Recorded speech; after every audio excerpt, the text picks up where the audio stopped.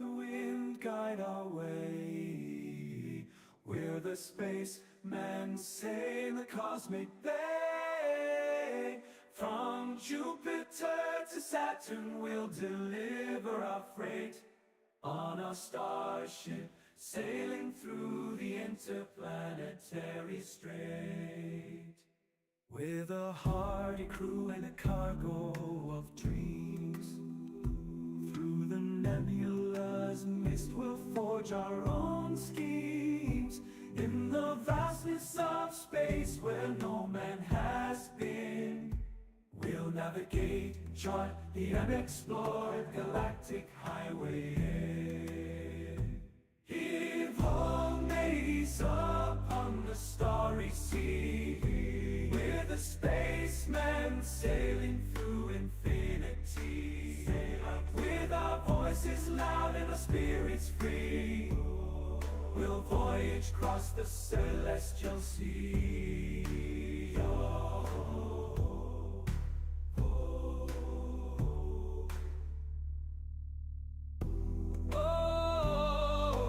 Voyage across the celestial sea.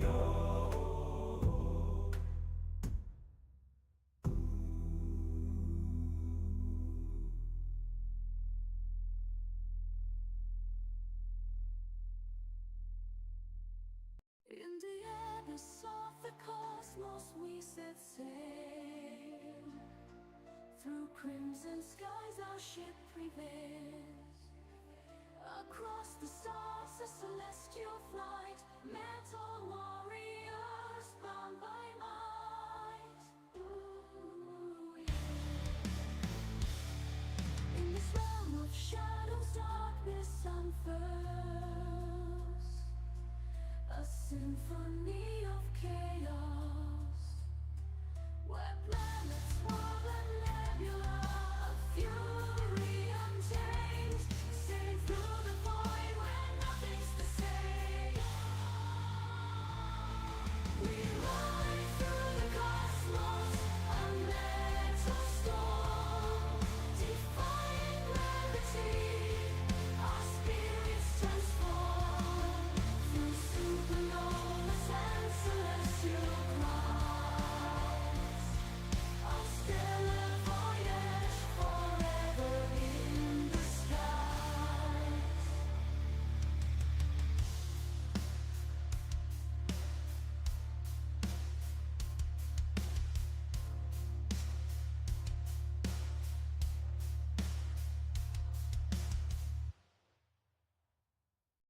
Digging deep in the Martian soil, searching for that precious ore.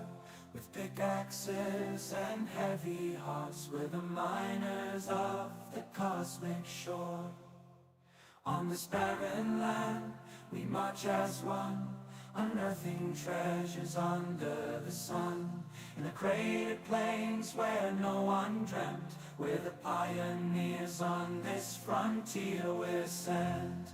Oh, we mine on the red planet soil, drilling down, down, down for the treasures we toil. With grit and determination, we push ahead for Mars' hidden riches. We're truly bred. We're truly bred.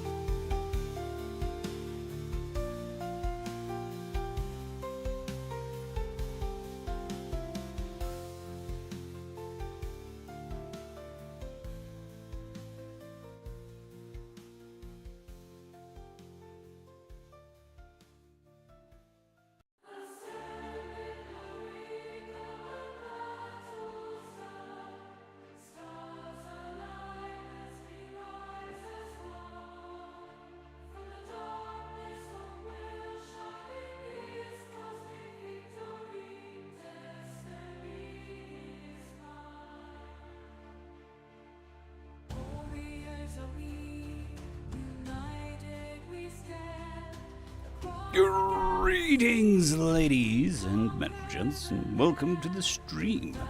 I hope you're all having a fantastic day.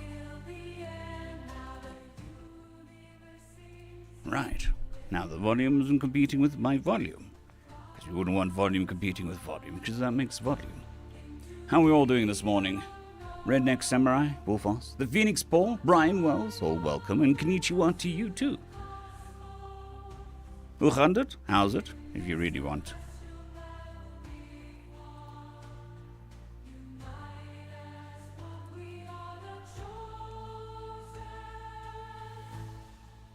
If you want a truly South African greeting, it would be Rande, my Bruce. But that's going into more advanced stuff, so we'll stick with 100.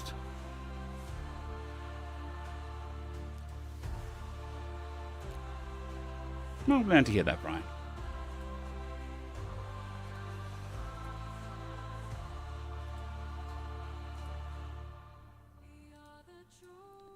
Just getting everything organized.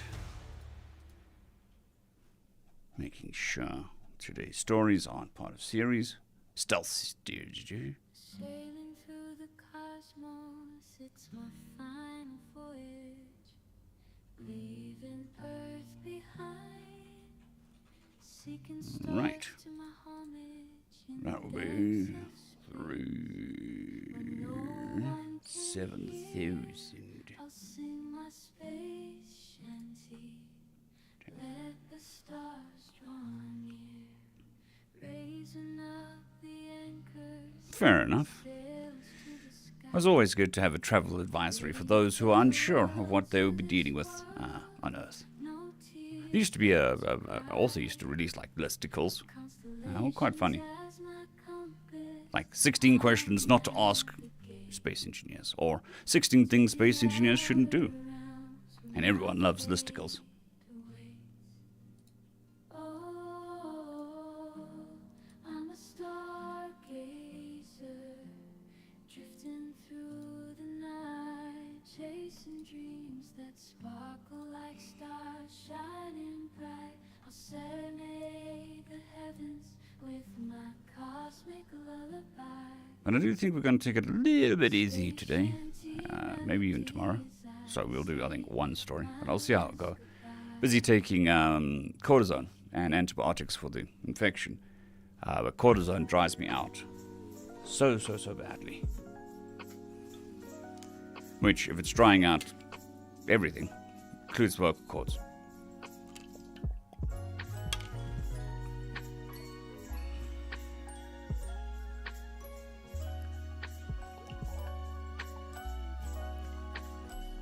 I didn't top up my water. I will be right back.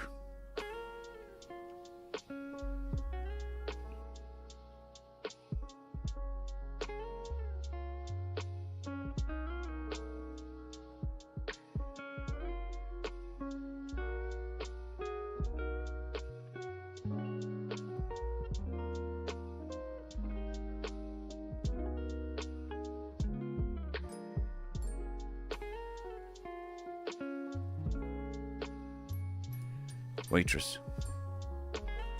asked for some water. At least I remembered to do my vocal exercises this morning.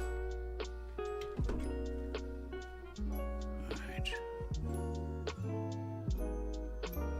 Yesterday my voice was trashed by the end of the day because I had a magic tournament and was there for 11 hours. So I was basically talking for 11 hours. My voice was not happy. Fair enough, Brian. I hope that goes well. Nice chill Sunday. Chillaxing. Narrating. The usual.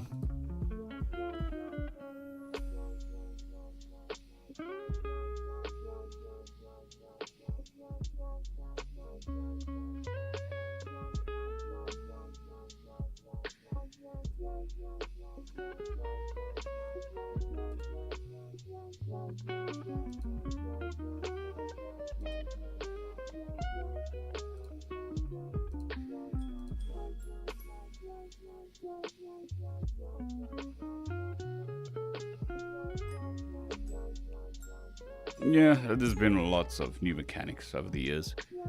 I mean, I originally started in 95, 96, somewhere around there. Good morning, Captain No Name. I hope you are well. Nice, Brian. Yeah, I play Commander these days, so...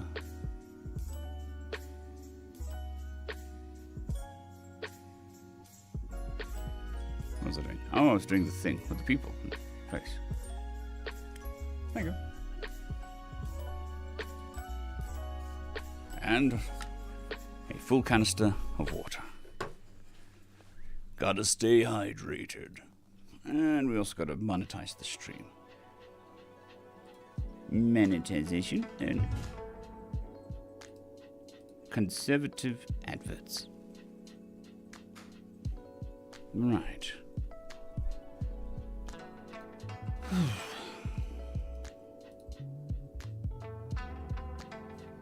Apparently, I got a good night's sleep according to my watch. I don't believe it. Good morning, Cruiser. I am doing okay, thank you. And yourself?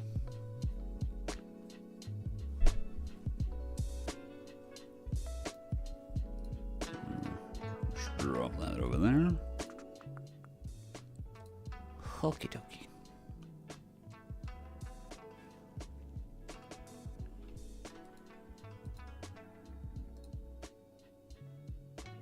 Oh, that's not what I wanted to do. I wanted to copy this and paste there.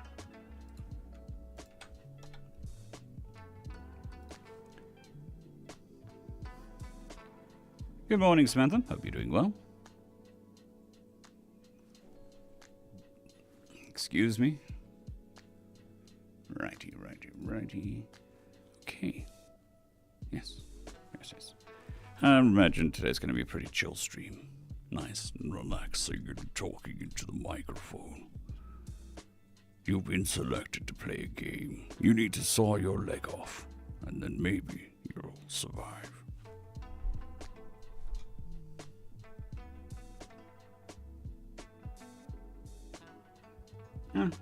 Well, sorry to hear that, Captain No Name. Hopefully it wasn't too bad. Good morning, Dark Mirror. Good morning. Look, I mean, when a loved one's birthday or death day passes by, it's never easy. I don't think it ever gets easy. Well, the best you can do is just remember the good times. Or just remember them. The saying is what?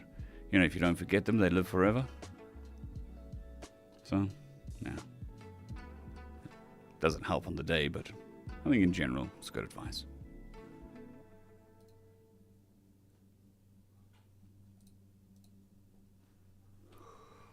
No. Stop it, buddy. Oh. Supposed to do this at the end of the stream, not the beginning of the stream. Okay. Good morning, Anthony. I hope you are doing well today. Even possibly bordering on fantastic. Yeah, celebrate the life lived, I think.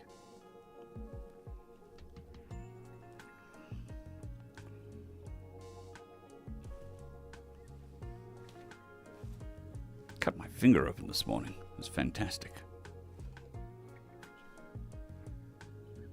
Thankfully, it wasn't to the bone or anything like that. Good morning, Matt Parker. Hope you're doing well.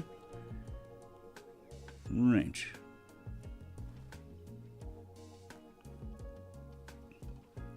Ooh, that reminds me. Found an interesting book. Let's see if I can magic this book into existence without standing up. You'll never forget this interesting book I found. I think she's not there. Give me a second.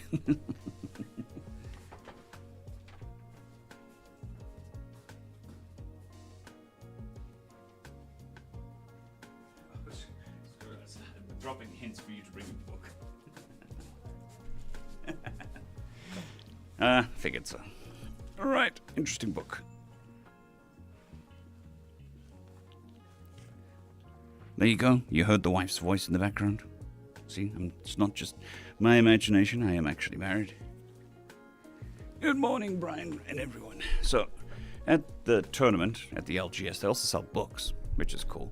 And I found this, which is the Encyclopedia of Science Fiction. Haven't actually looked at it, but I was like, that'll look nice in my bookshelf. It's a big book. That is wrapped really well.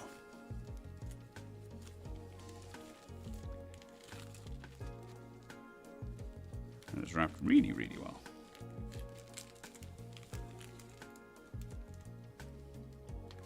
Fine knife.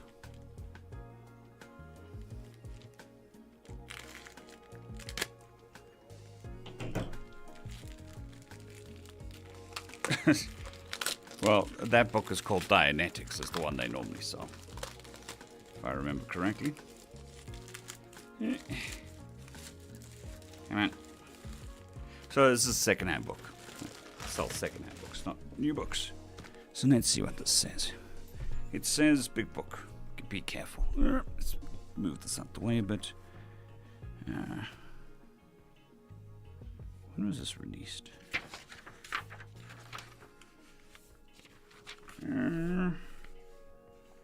1994.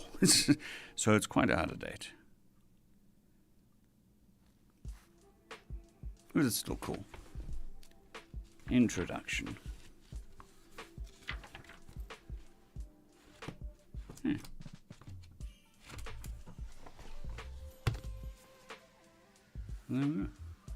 Very interesting. It's an actual encyclopedia that is only 30 years out of date.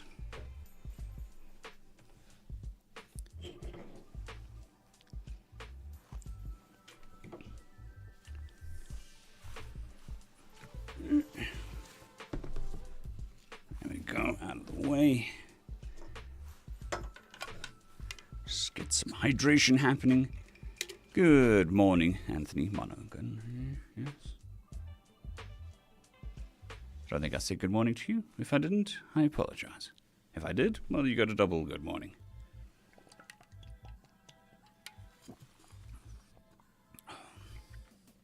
Ugh.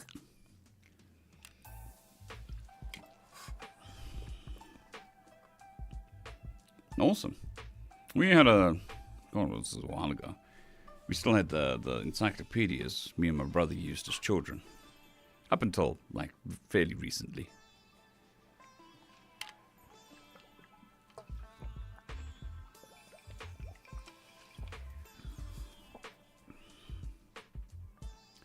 Well, I know that's what WebMD does.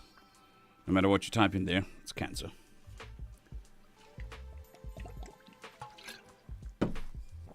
Okay. Water, drunk. Hydration, happening. Check.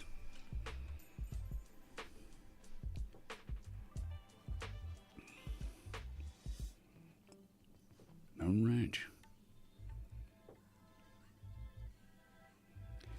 Yeah, so one of the things I have on my phone,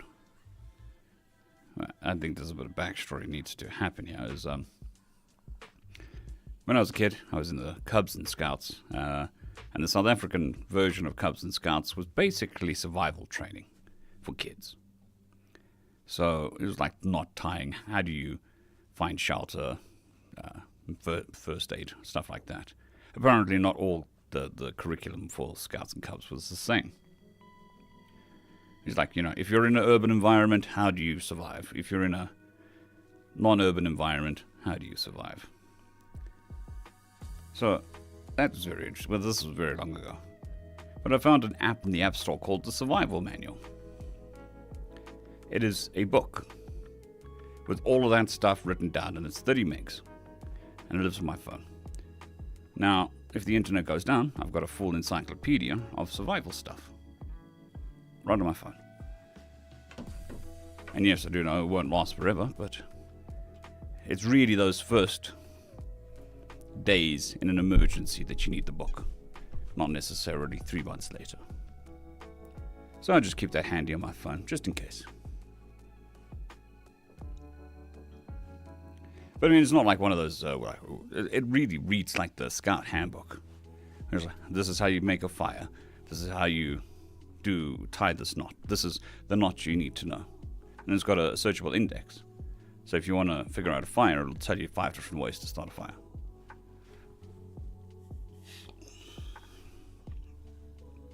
And like I said, it's 30 megs, which is teeny tiny these days.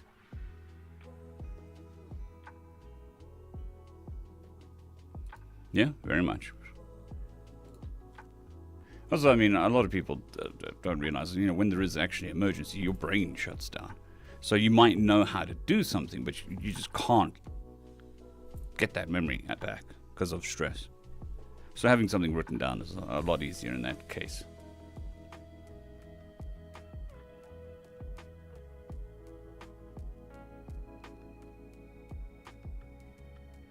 Yeah, but I mean, like I said, it's the first couple of days that you really have to worry about. I mean, you've got pens and paper all over the place.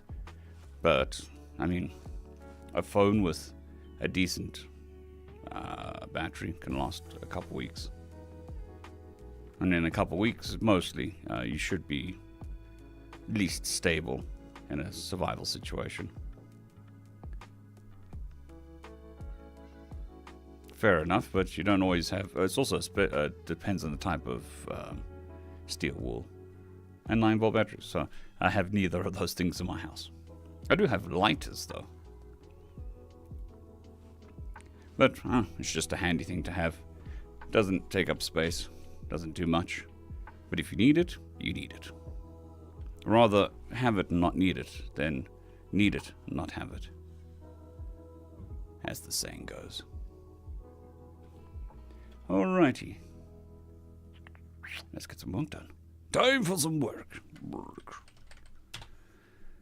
Okay.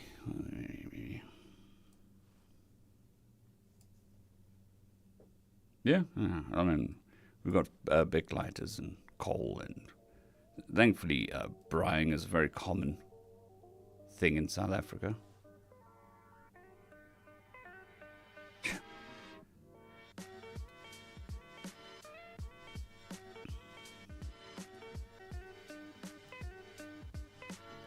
Alrighty.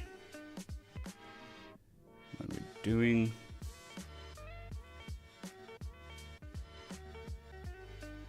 Today's going to be a long day. Alright. Yes, we've got that. Work mode. There we go.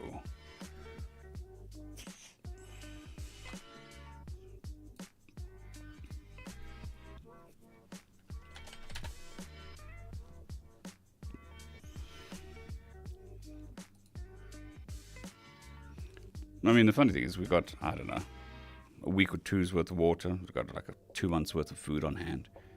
And at one point, when Doomsday Survivors was out, people used to look squiff-eyed at people who actually prepared for stuff. Not by oh, tomorrow the world's going to end. Tomorrow we might not have water for a week, which has happened to us. And having that extra water on hand was really handy. Or the supply chain gets a kink in it and the shops don't have a lot of stock. Well, we've got a month's worth of food. It's fine. It's not going to be great food, but at least we got it.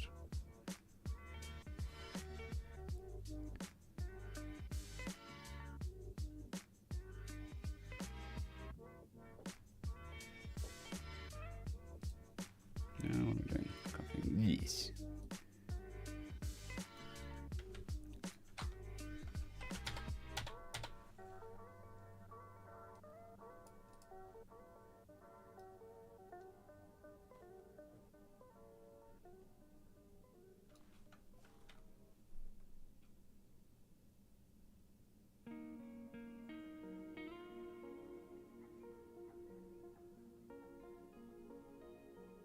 Yeah, not this one. It is part of a series, but it's not part of a series. It's a Schrodinger's chapter. Well, you can see it in the design of new houses. There's no such thing as a pantry anymore. Well, in South Africa. So, yeah, you don't have a lot of space to store food.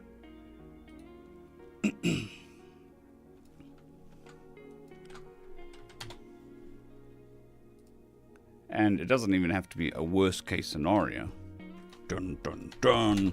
For you to need your emergency goods. An emergency is an emergency. May not be the end of the world, but it might just be a rough couple days.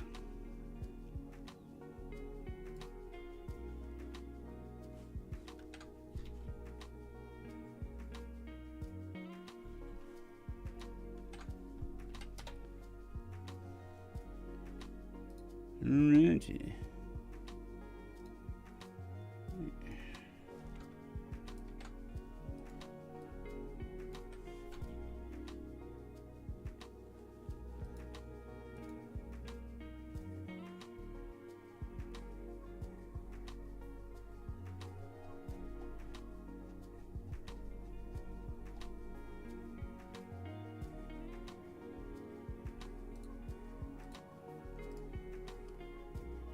Dun, dun, dun.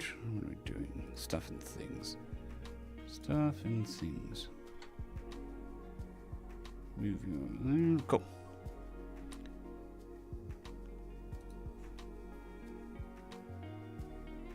There are lots of tips and tricks to survive. But I mean, I think in our emergency stash, we've got tons of matches. We've got lighters. We've got food. I mean, it's not going to last us years, but it's definitely going to last us a good while.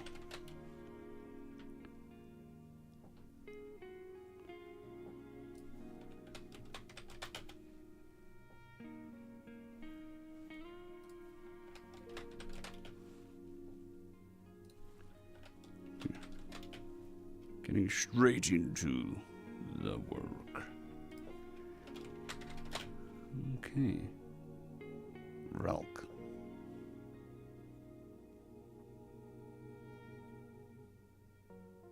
Yeah.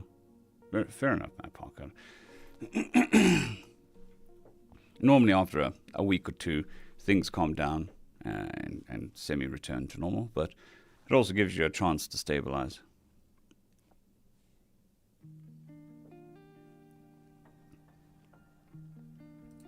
We don't really get MREs here. But I mean, I think we've got like rice loss forever.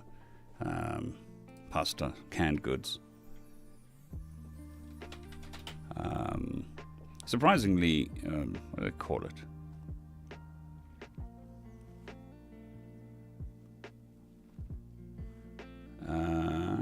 Soy mince. It's not something I enjoy on any regular basis, but it'll last for a very long time. So that's something.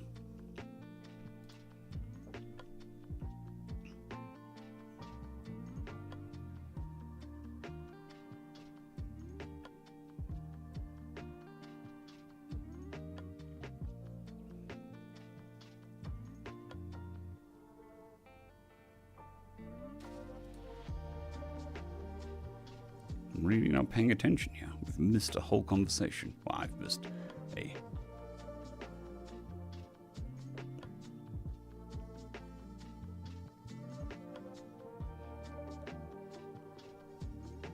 Thank you, Zenthonic. I appreciate that. Glad you're enjoying the content. And welcome. Hope you're having a fantastic day. Alrighty.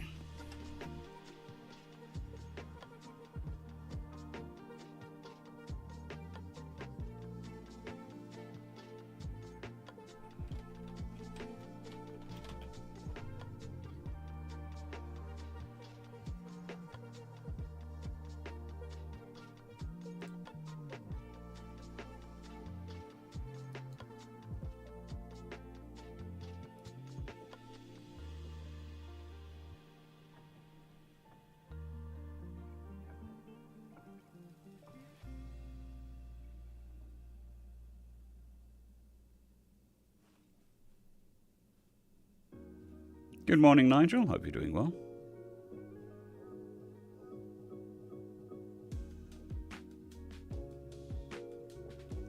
You haven't missed too much, Wolfos. Good morning, Crusader. Hope you're doing well.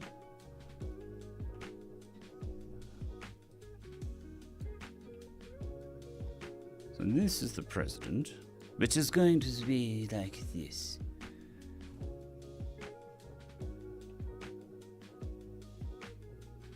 Alright. Alright.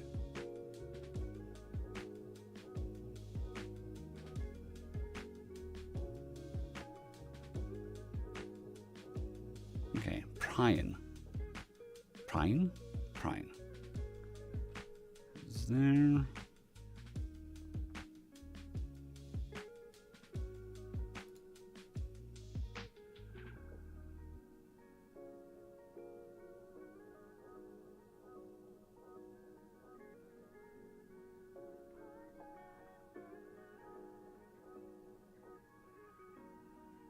Okay, so this will be F2.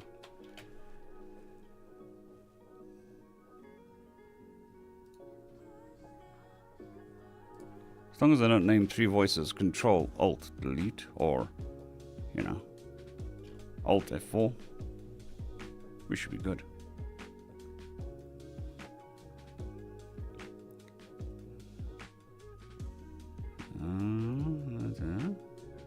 And President Vralk. Vralk is the person who's talking.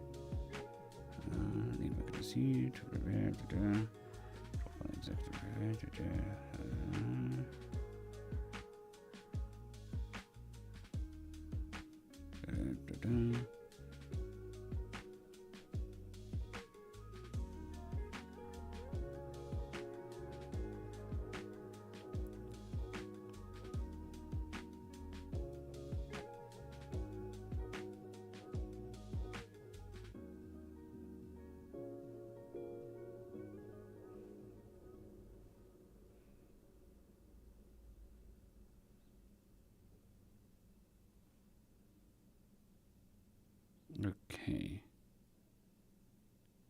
I think this is Vralk.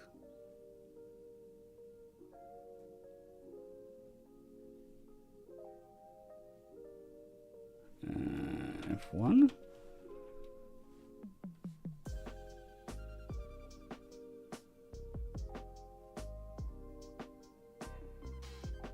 I think.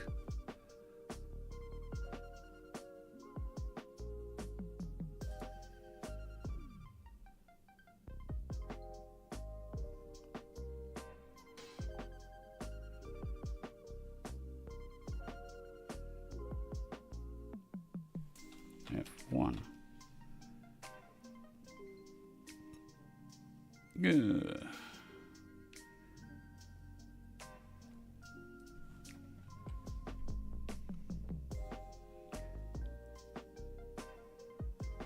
This is one of those stories where it's a bit iffy on who's talking.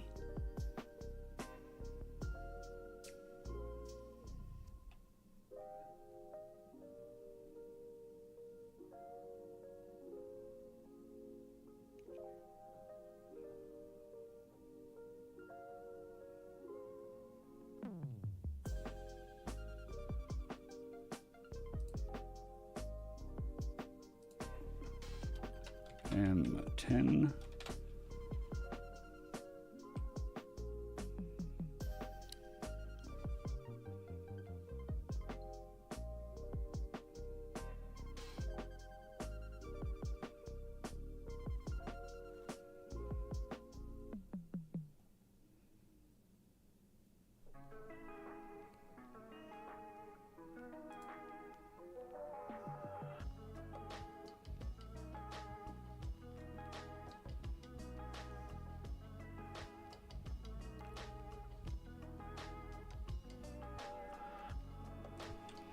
F2.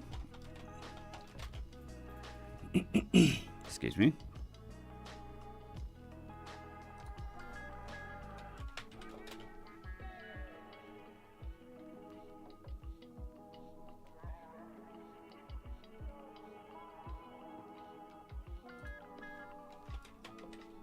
M10.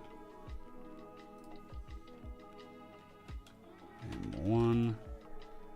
Exciting stuff happening here soon. F2.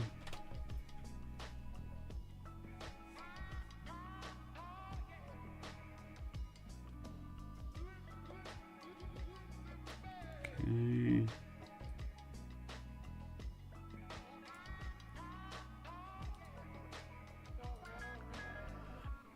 M10.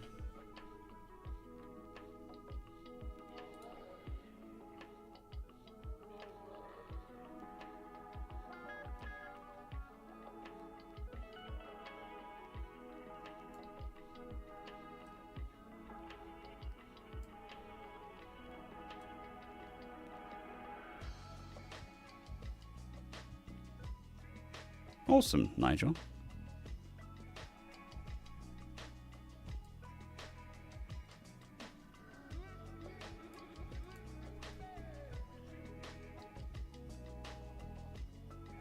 F2.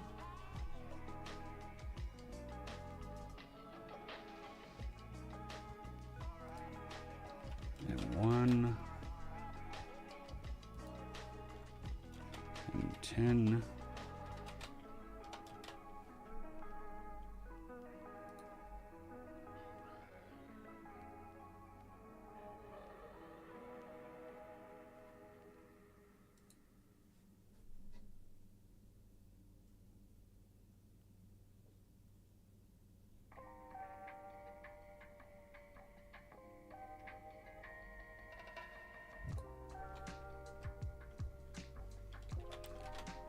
F1.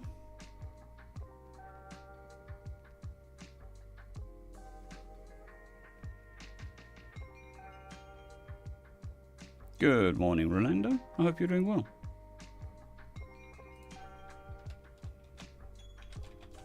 F1.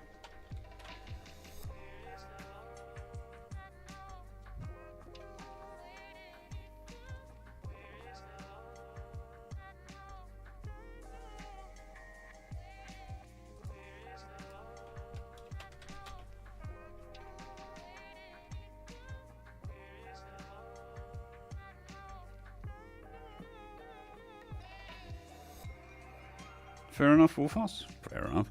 I've got at least another 45 minutes before I'm done. This story's not 45, 40. We'll go with 40. This is a 20-minute story, so it's at a minimum 20 minutes for me. Probably closer to half an hour. Depends on my concentration.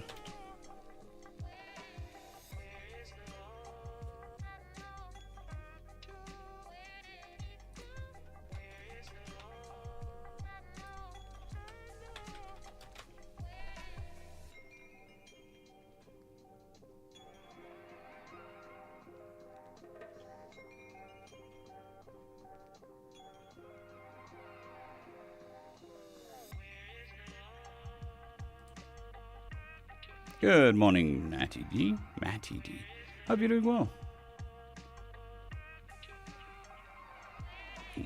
These are all stories I've been putting off because they're just a bit too long for the normal stuff. So normally I'd do 6 10-minute stories in a day, or 7 10-minute stories in a day. So with the 20 to 30 minutes, I only do 1 or 2, or can only do 1 or 2. Everything has a cost.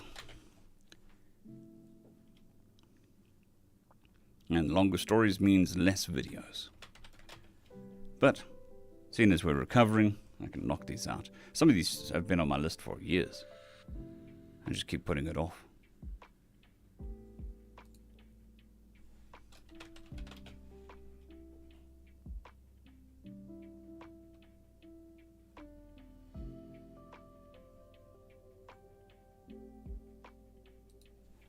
M10.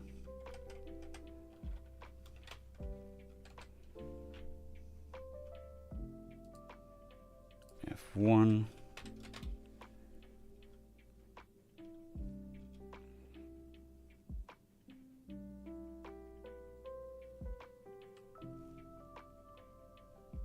M10.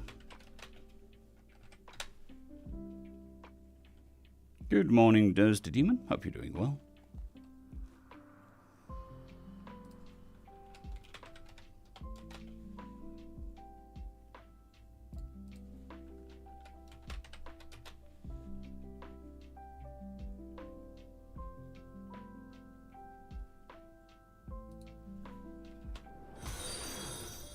Ooh, somebody did something. It's very much appreciated.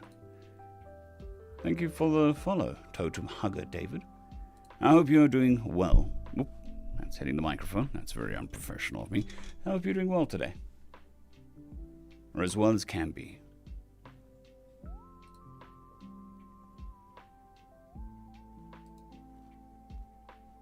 What am I doing? Yes. Work. That's what I'm doing. M1. Not 10. M1.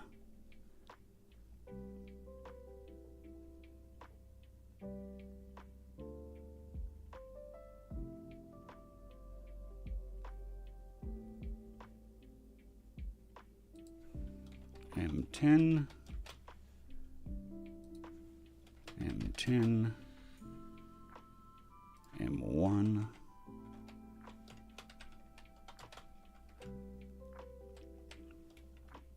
M10. Nope. F1. 2.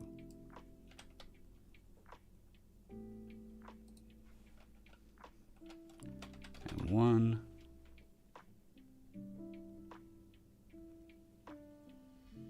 It is my pleasure, Totem.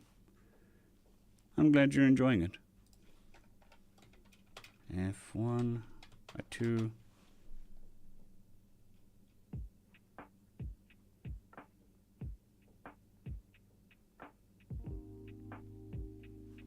Yeah, I'm not very much into Warhammer. For no particular reason, just never got into it. F1.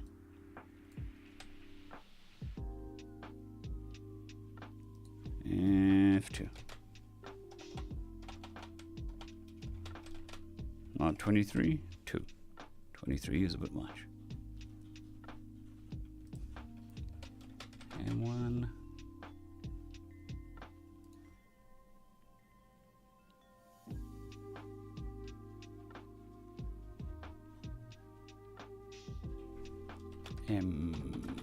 F2.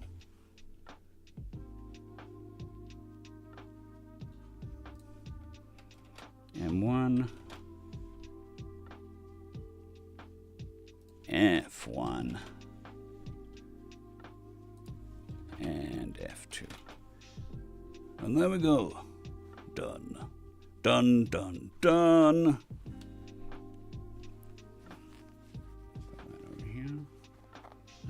Here, so righty. Let's open up the teleprompter. Copy the story. Close the thing. All right, recording mode.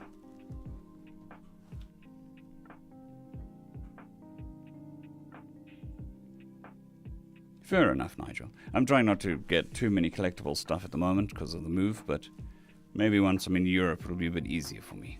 The only thing I'm collecting at the moment is like magic cards.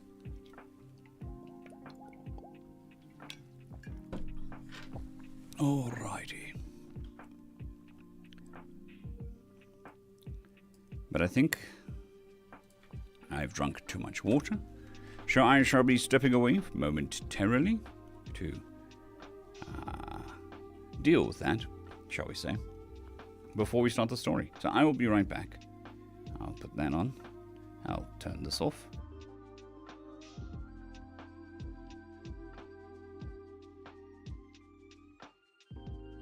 Hoist the sails and let the wind guide our way. We're the spacemen sail the cosmic bay. From Jupiter to Saturn we'll deliver our freight on our starship, sailing through the interplanetary strait. With a hardy crew and a cargo of dreams, through the nebula's mist we'll forge our own schemes. In the vastness of space where no man has been, we'll navigate, chart the unexplored galactic highway. Give home, mates, upon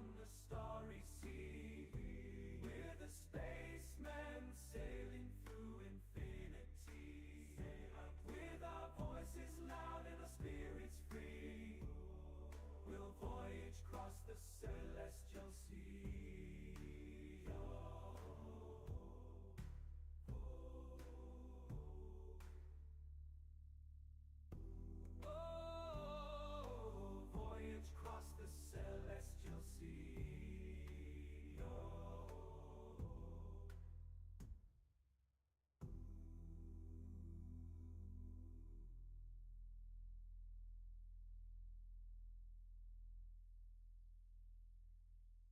In the abyss of the cosmos we set sail.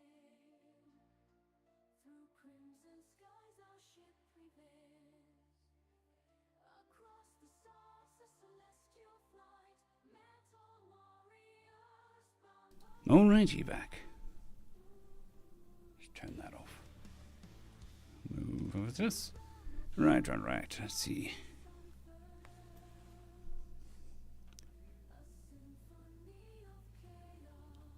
I like playing most decks, but Gruul and Rakdos are probably my favorite types of decks. Big creatures punch face. That's pretty much my playstyle. Regardless of colors. Big creatures punch face.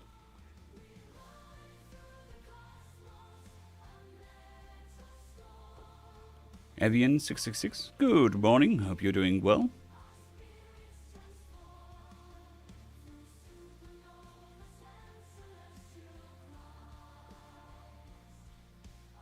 Fair enough.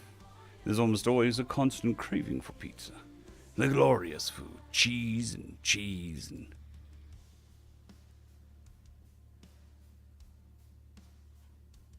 Yeah, fair enough. But they've never really been able to make good books into movies. I think there's only a handful that really work. Woof, indeed.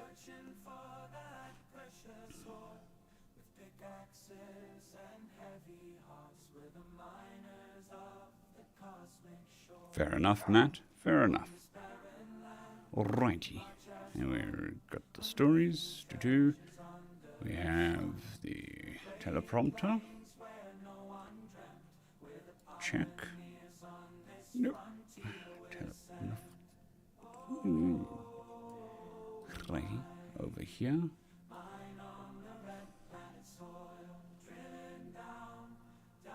Well, I mean, even back 30 years ago, they didn't necessarily do a good job on books.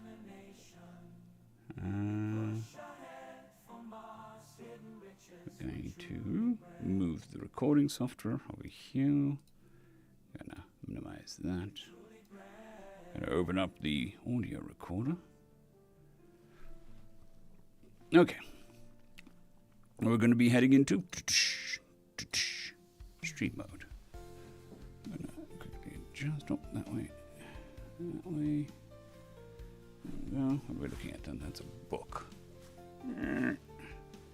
And we're good. Mostly. Glasses. Recording. Alright, people. I'll see you on the other side. Greetings, ladies and gentlemen, and welcome to this latest edition of Tales from Outer Space, where I take stories from across the internet and read them for your entertainment. This particular story is called Better Than Flipping a Coin, written by Weirdsmith. The air was tense in the boardroom. Corin and Eneth, a race of feathered humanoids with reptilian scales, stood in front of a holographic display where two worlds slowly rotated in a live, real-time display, labeled simply as Planet 1 and Planet 2. The two very nearly looked identical to the untrained eye, which, for the most of the individuals seated around the long table centered in the room, was the case.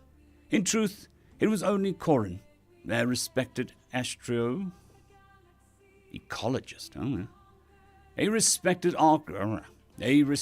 astroecologist.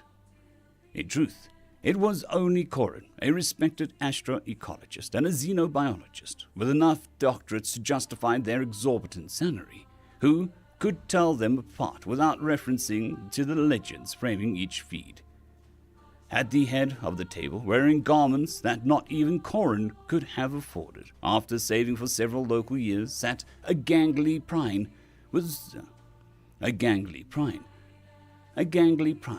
whose thin limbs rested lightly on the desk in front of her.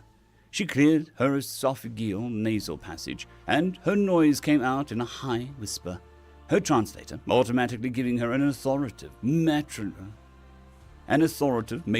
tone. "Thank you for your presentation, Dr. Corrin.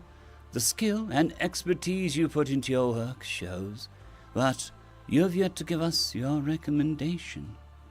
The silence continued after she spoke, and the Eleth tensed imperceptibly. Briefly, they were thankful that their lab coat hid their diaphragm, which had contracted instinctually.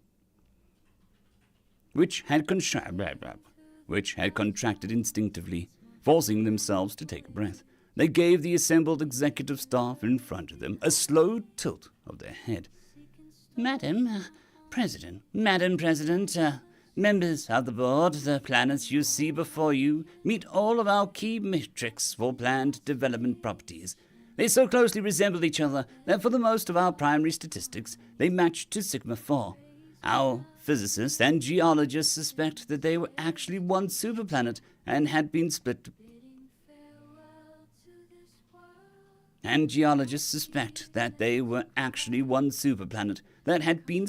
Billions. Corrin trailed off as they realized that they were beginning to repeat their earlier presentation and quickly moved to finish their thought. That is to say, both should be recommended as for which should be next. To borrow a human phrase, you may as well flip a coin.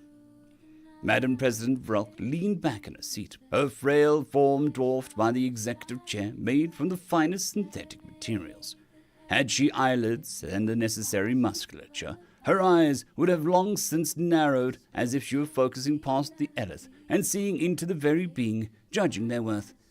Century Galactic Real Estate Partners does not flip a coin, nor do we guess. We are the #1 terraforming and real estate company in our sector, and we did not do that by being lucky. Corrin would have blanched had their circulatory system worked in that manner, but thankfully their scales did not betray their fear. While they had been a respected member of the company for well over a standard decade, Corrin had never truly mastered the art of dealing with the company's executives. Their expertise was in data, research and analysis, business and capitalism, as much as they were intrinsic components of all their work, were still very much alien concepts to the Eleth. Fortunately, Corrin did not have to respond as President Vrelk took their silence for agreement and continued. Her tone softened, but still firm. We'll meet again in one stand a week. I expect your recommendations at that time. She then stood up, her tall frame towering over every other species in the room, signaling the end of the meeting and its adjournment. As the board members and the executive staff left the room, Corrin busied themselves with collecting their secure data chit as their mind raced. Statistically, System 451, as it was instead.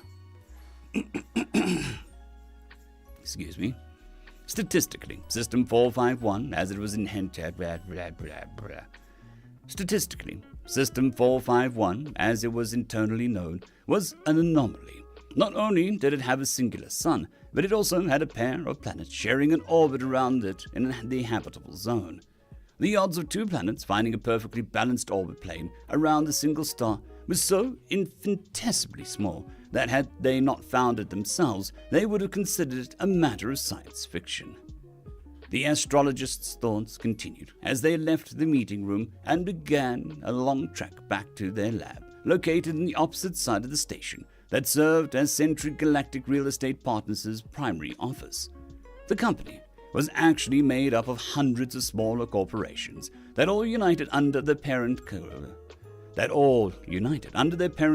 to gain better leverage over galactic resources and served as a state for all intents and purposes within the local galactic union. They even had a democratically elected president that served as the company's CEO, who was selected every standard decade. It was the election of the most recent president, Madam President Vrok, that stood at the forefront of Corrin's mind as they entered their lab. letting the door seal shut behind them. As the door blissfully isolated them in one place on the station, they felt comfortable. Corin ran the numbers on the planets through their head one more time. President Vrock has been pushing them and their team for higher and higher confidence scores than their analysis. And for the most part, this was an achievable goal. But System 451 was a 1 in a galaxy chance that it was all but impossible to give a statistical recommendation for. It was simply too similar.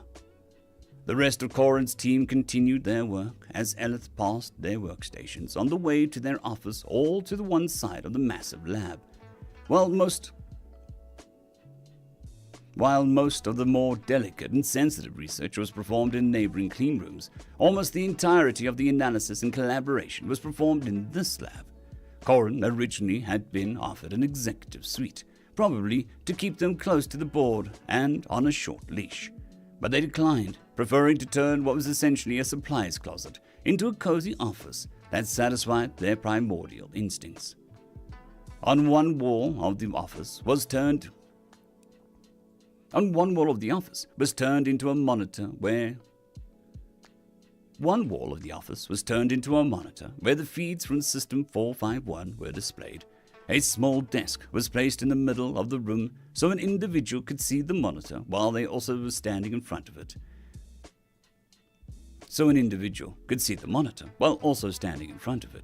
Though it meant there wasn't much room for Corin's third favorite pastime, pacing. The rest of the walls were littered with whiteboards, printouts, drawings by Corin's offspring, and their diplomas, which their direct superior essentially demanded be on display to anyone that entered the office. At least Corin knew why the company hired them. As Corin stared at the two planets on the monitor, the office door unsealed behind them, revealing the lab's latest hire, a human named Paul Warwick. In his hands was a steaming mug of Chellam tea, and Corin silently thanked evolution for humans' level of empathy. They accepted the mug from Paul, who then turned to the monitor to share Corin's consideration for the planets in front of them both. Initially, Corin believed Paul was hired through some politically minded diversity initiative. However, after spending a few standard months with the human, they found him to be an excellent addition to the team, with his ingenuity and ability to think outside the box when it came to problems that left some members of Corin's team stumped for far too long. In particular, it was the human's capacity for instinctively seeing certain patterns in the multitude of data. It was humans. Pirates. Pirates are infesting the space station. Yarg. It was the human's capacity for instinctively seeing certain patterns in the multitude of datasets and samples that Corin found most intriguing. So, which one are we going with? Paul's voice broke the silence and derailed the train of thought Corin's mind had been on, bringing them back into focus on the identical planets slowly spinning on the display. Corin took a sip before replying primly, "We have a week to formally submit our recommendations along with the data that supports it." Paul frowned. The facial expression was always amusing to the Elith, but they had long since learned to associate it with Paul being in deep thought. The two stared at the planets as the dashboard swapped out metrics every so often, as well as providing a rapid slideshow of planet-side images or key sites of interest. After a few moments,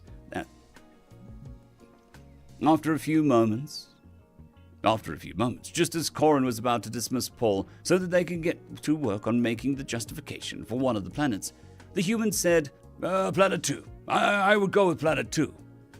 Corin tilted her head slightly as they tried to see what Paul saw, but as always, they had to ask why, unable to figure out the human's strange reasoning. "And why Planet 2? I can't find anything statistically significant between the matrices we have, and our equivalent analysis effectively has the available flora and fauna in a deadlock. Despite having split in two billions of years ago, I've never seen a better example of convergent evolution intersecting with planetary genesis. Well, both are obviously different on a practical level. They may as well be the same planet. Paul shrugged his shoulders. He knew the data as well as Dr. Corin, having helped prepare quite a bit of it. And while his expertise was primarily in astrobotany, he had enough electives under his belt that he could interpret the other matrices. That he could interpret the other metrics and information on the planets. Despite all of this, he answered Dr. Corin's question with, just a hunch. That made Corin pause. They had seen a human's hunch at work before, and more often than not, it led to some interesting results. The astroecologist considered the planets once more as Paul's hunch weighed on their mind. Paul had once attempted to describe his hunches as calling them a gut feeling, and how they were likely based on an advantageous evolutionary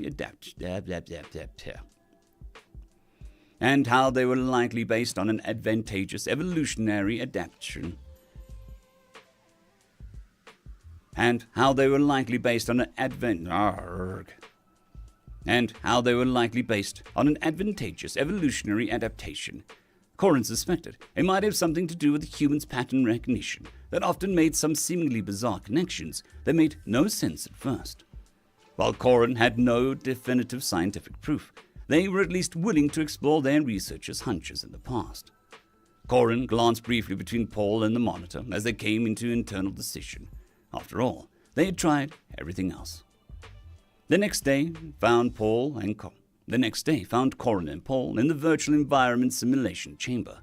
The room wasn't very large, but still larger than Corin's office, and was primarily used to allow researchers to visualize planet-side environments in a laboratory setting through holographic imaging. Additional modifications to the room had been made to simulate auditory components as well as fairly close atmospheric conditions, though few utilized the latter feature. Paul adjusted the somewhat hastily constructed brainwave mapping and biometrics device on his head, while Dr. Corin was calculating a few final parameters for the initial tests. Admittedly, despite his reservations, Dr. Corin's idea was interesting, if a bit out there. Paul was aware of research and studies that showed how the human mind could process an image in mere milliseconds, forming judgments just as quickly and often before the person who was even aware of it made a decision. But to apply this methodology to his hunches as part of a means for determining which planet would be the center of a multi-trillion credit investment over the following decades seemed like Dr. Corin was grasping at straws. Not that Paul would ever say that to the scientist's face. Corin looked over the last of the script they threw together, and the last-minute attempt to experiment. Corin looked over the last of the script they threw together at the last minute to attempt an experiment that they were still making up as they went along.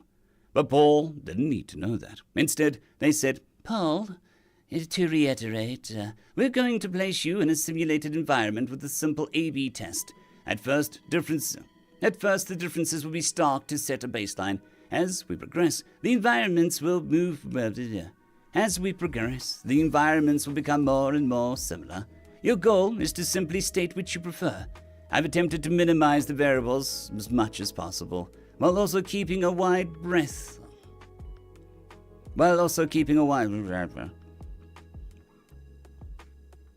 Your goal is simple. Your goal is to simply state which you prefer. I've attempted to minimize the variables as much as possible, while also keeping a wide breadth to avoid overfitting.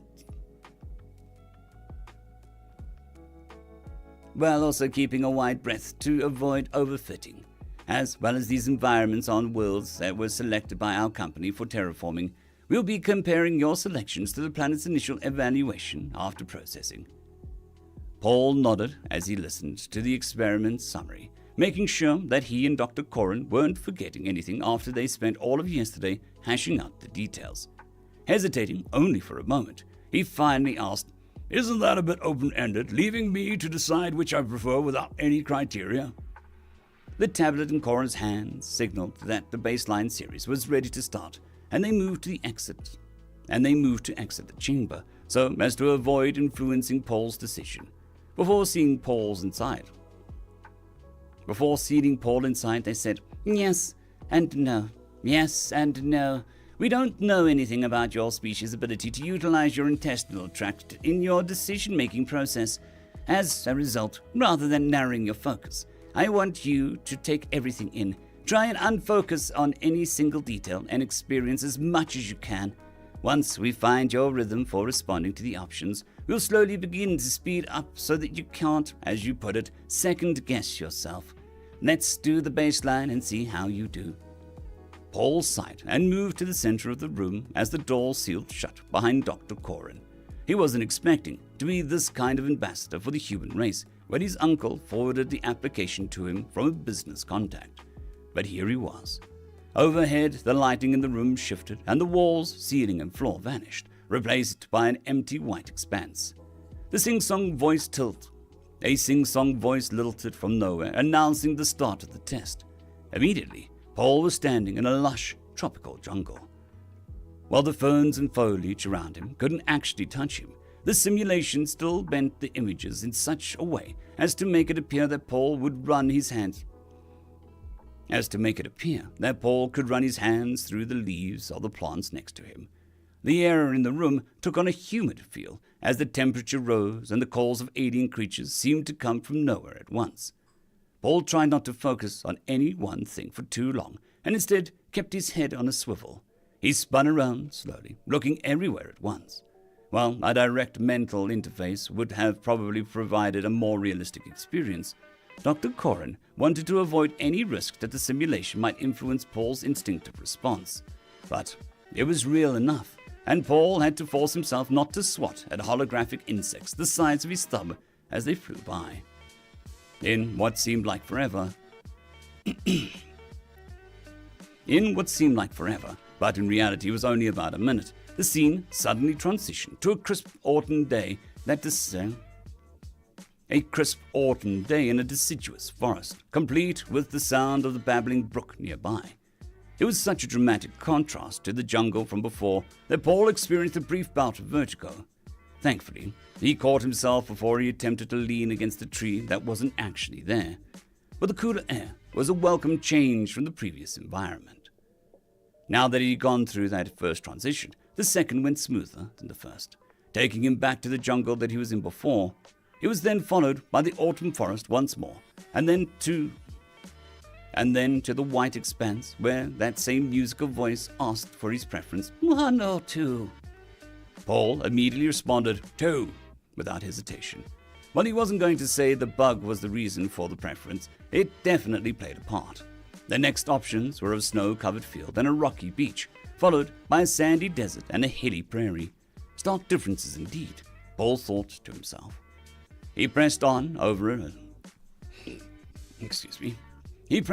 and over the next half an hour, he developed a steady rhythm, soon needing only a few seconds to assess each environment before deciding. In the end, he found himself back in the white expanse as the room's experiment finished, and the room faded back to its normal appearance, with slightly overheating projection equipment visible. Corin entered the room, fascinated by the data that was already being produced by the model that they had developed with the assistance of a neural pruning algorithm. They gave Paul the Eleth equivalent of a smile and asked, "How are you feeling? I didn't have time to make the transition smoother. I hope they weren't too disorienting." The researcher turned guinea pig, waved off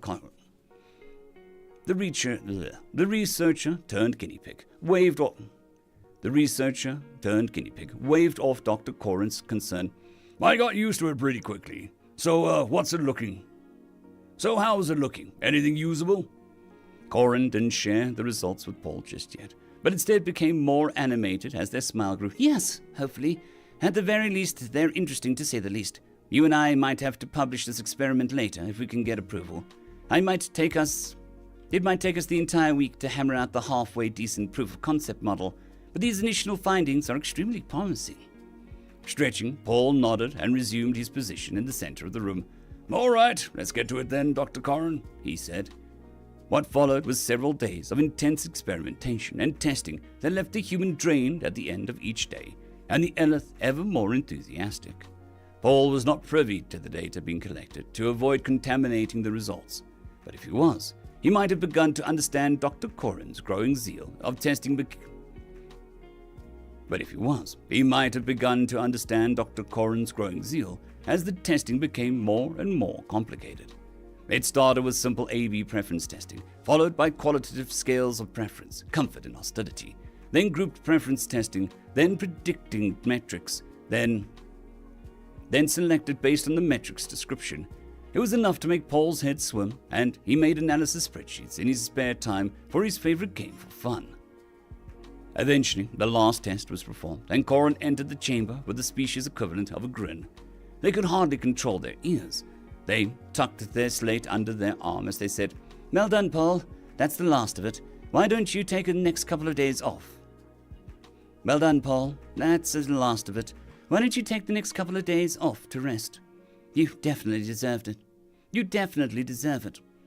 Paul nodded, wiping a faint sheen of sweat from his brow as he removed the EEG and biometric scanner from his head. It wasn't from exertion. All he ever did was stand in the center of the room, but after several straight days of doing nothing but testing, he was pushing the limits of what he could mentally endure. "Thanks, Dr. Corrin," he replied. "I think I'll do that. Let me know if you need any help compiling the Let me know if you need any help compiling the Let me know if you need any help compiling the report for the execs." Corrin performed the recommended human gesture for approval and patted Paul on the shoulder and said, "That's all right. You just rest. That's all right. You just rest up and we'll see you in a couple of days." Paul gave his boss a weary smile and left the chamber, making a beeline for the apartment on the station. Meanwhile, Dr. Corrin returned to their office, wiping their wall display clean with a swipe of their hand, and immediately bringing up the initial data analysis that they had begun on Paul's results. "Fascinating," was all Ellis had to say. Was all the Ellis said as they began compiling their report.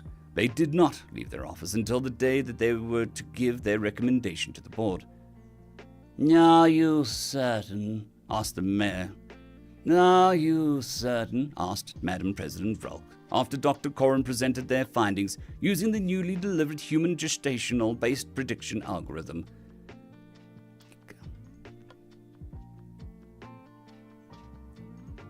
Dr. Corrin presented their findings using the newly developed human gastrointestinal. Is that right? Yep.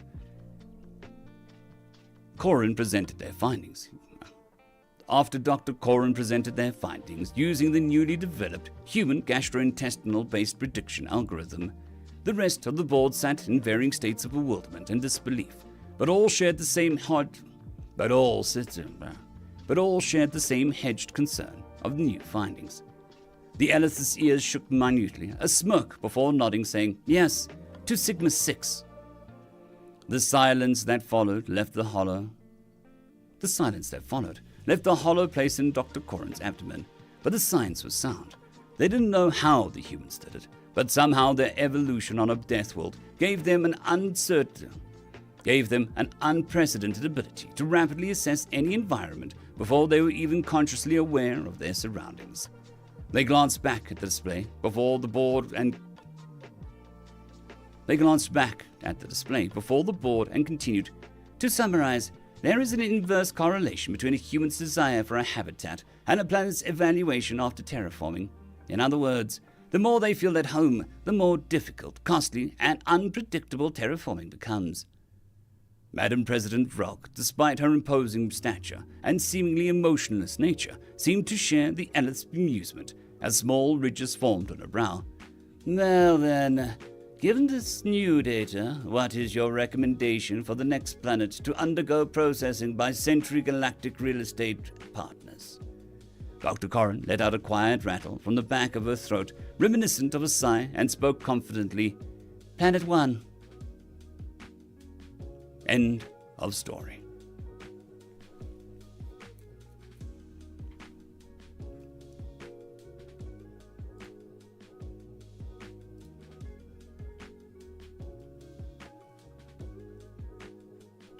Alrighty, back.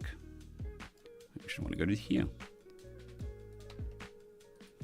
Just take some water.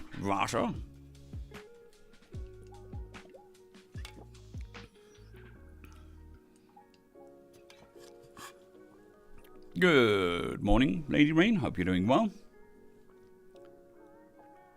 Yeah, tongue twisters. Gotta love them. Alliteration.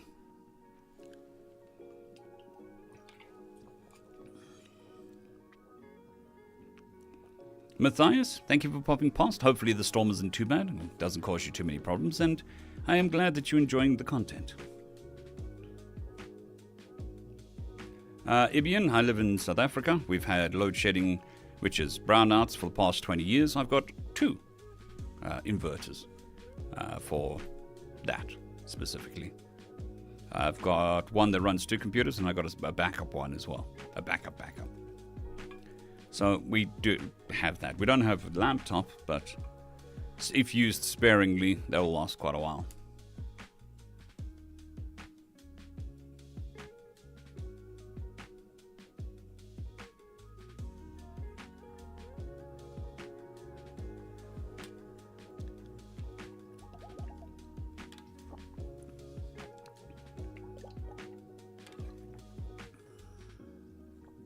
Hopefully, yeah, it's not too bad, Wolfos.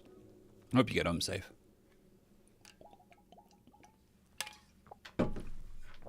Alrighty. Now we order words. Normalize the audio.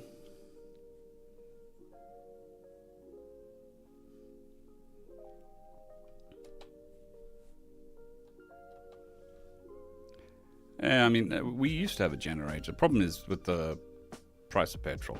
It wasn't very cheap to run. And the old neighborhood was a little rough, shall we say. So if you had enough money to have a generator, you had enough money to be robbed. So we just didn't use the generator because it just painted a big target on our backs.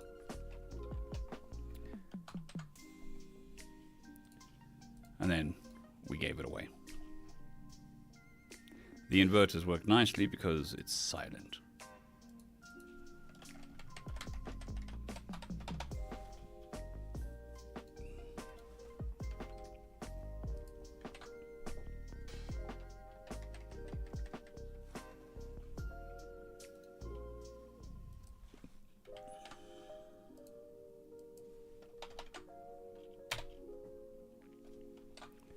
Alrighty, I know that I'm doing a lot of tapping and nothing's happening on the screen, but for some reason the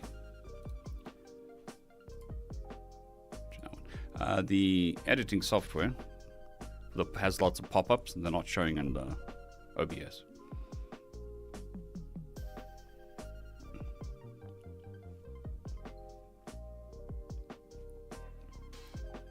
Well, I mean, it's the same thing for solar panels. So we've got the inverters that run off mains, but if we had solar panels, they'd be like, well, you've got solar panels, so you've got enough money to be robbed. The new area we're in isn't so bad. The houses around us do have solar panels, so we don't have to worry about it too much. I mean, at the end of the day, it's just not sticking out, not making yourself a bigger target than any of your neighbors. But this is also a rented property, so I'm not going to give the owner free solar panels. Because in South Africa, if you bolt something to the wall, it belongs to the house. You cannot take it off.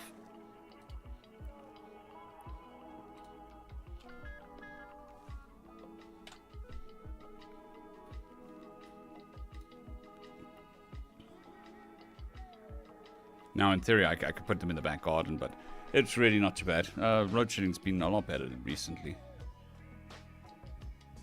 Yeah, by law. So, the inverter that I bought is one that's supposed to be screwed onto the wall, but it's lying on the floor. So that it just doesn't break any laws or anything if we ever move it. Now, obviously, that's within reason. You know, putting a painting up, nobody's going to care. But solar panels definitely would not happen. Right. Well, that's good. That is finished. I'm actually feeling decently okay. Might try another story. Pushing the boundary. Exercising those vocal cords.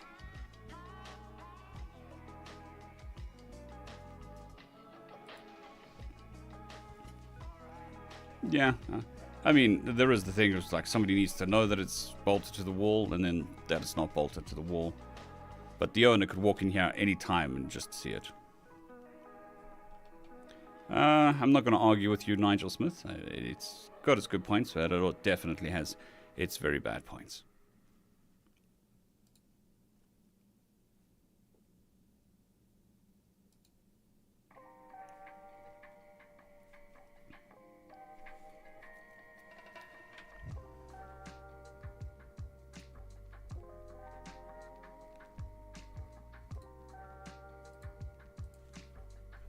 Yeah, it's your nose. Okay. Paste. The FU drive. Yes. Perfectly understandable.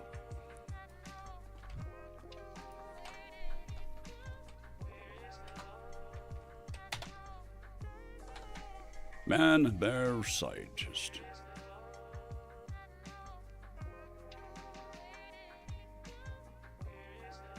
This is a 30-minute story, roughly.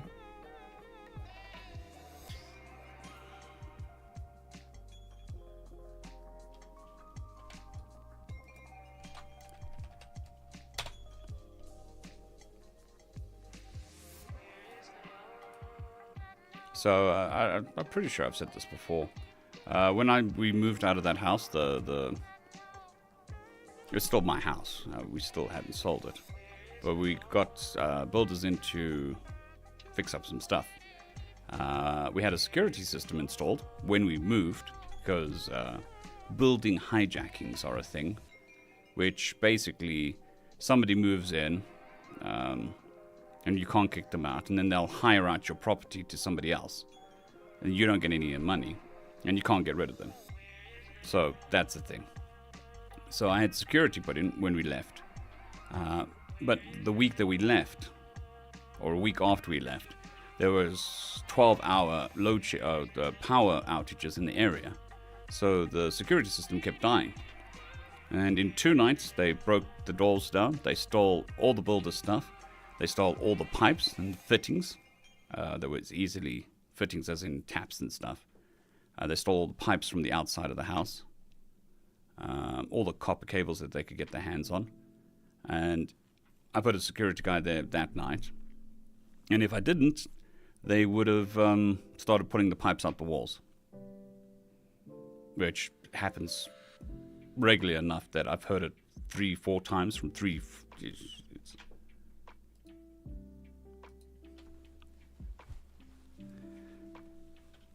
So, that was awesome.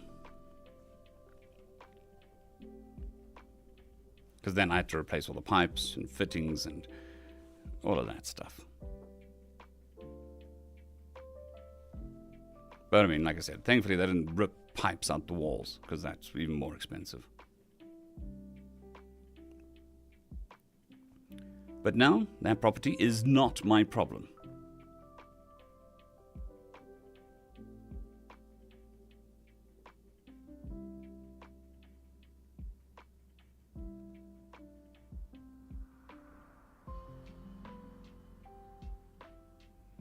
Yeah, the problem, Brian, in South Africa at the very least, is the guys that do building hijackings do so with force. These are not the type of people that you want to mess with. They're crime syndicates, really, that are stealing houses. So they steal the house and then they keep it by force. And anybody who rents the house, or room in a house more likely, they use violence to keep those people in check. So if you don't pay, you get the crap eaten out of you.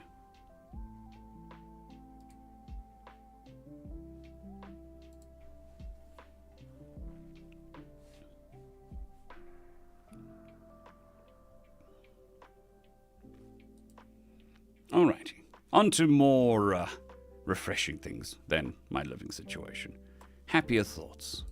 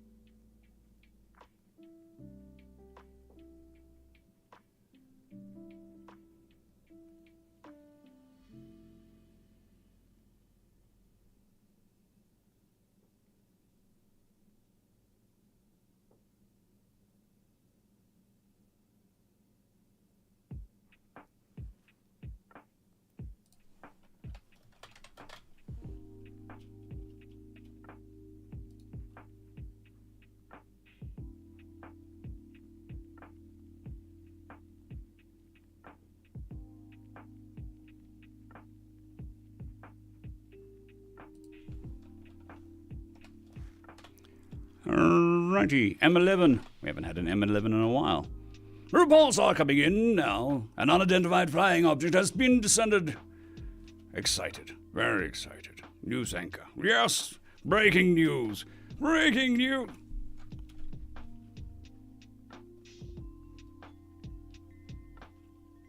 That's another thing. In South Africa, we own no mineral rights. Can't do anything. The government owns all mineral rights to all properties, unless they sell the mineral rights to a mining company.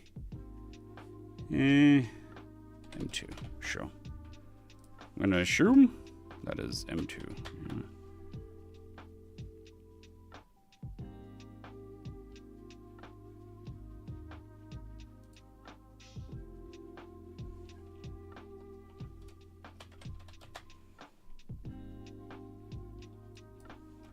I'm going to go with 6. 5. Bill, turn that stupid TV off.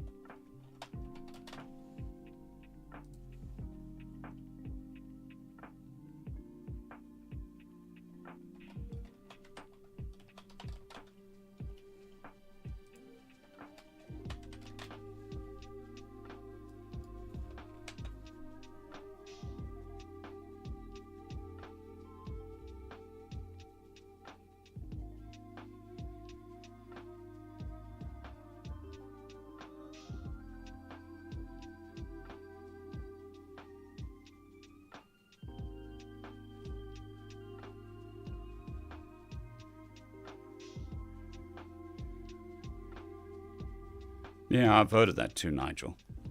99 leases. 99-year leases.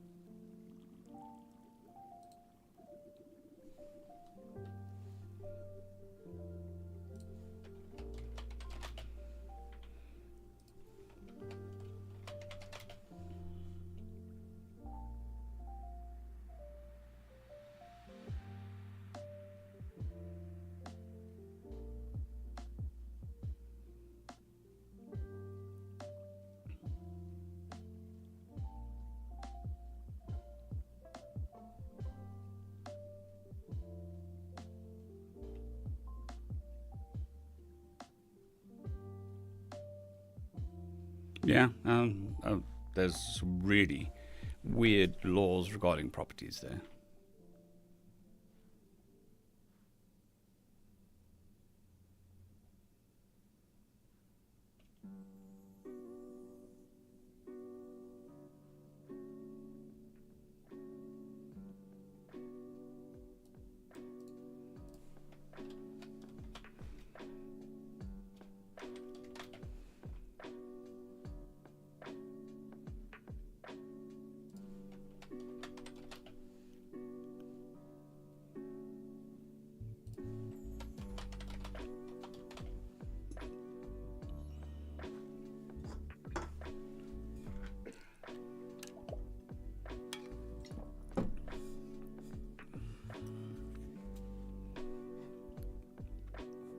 Fair enough. Fair enough.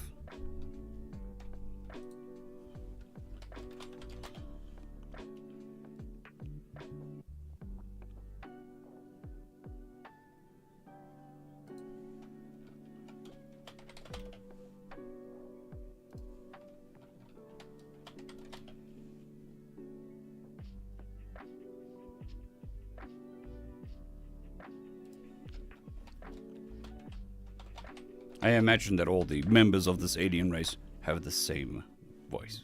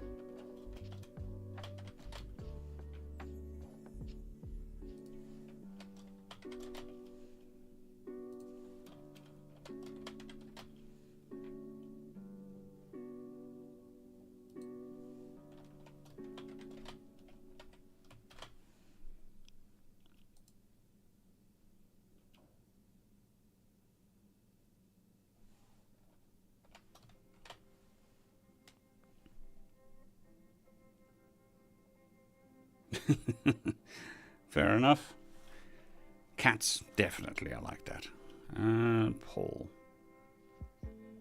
Who's Paul? Can't remember. 5. Paul is 5.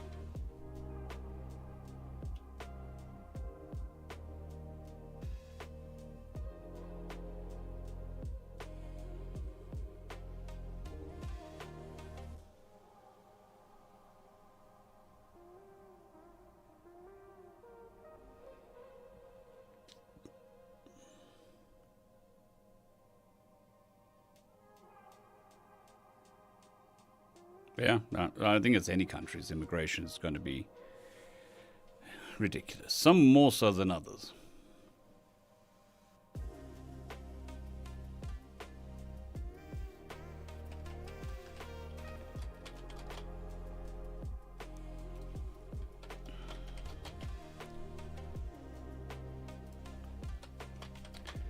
I mean, some countries also very, very concerned that marriage for blue card or whatever it's called, marriage for citizenship.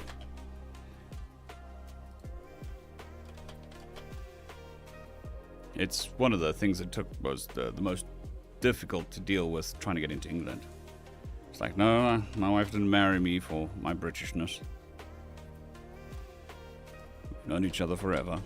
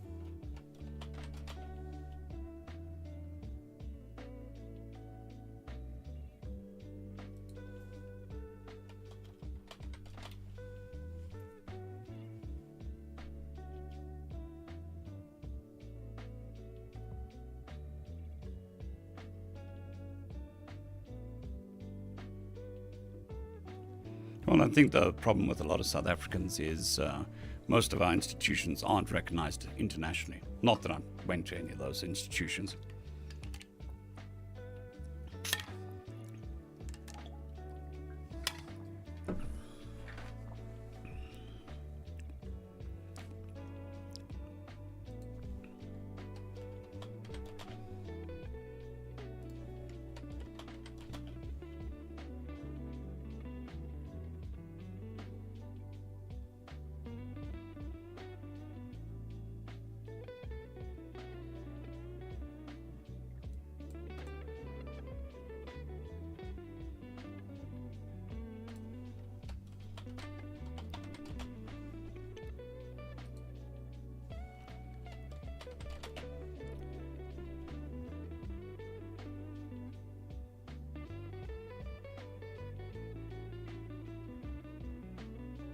All right. All done. Move that onto the teleprompter. Move it.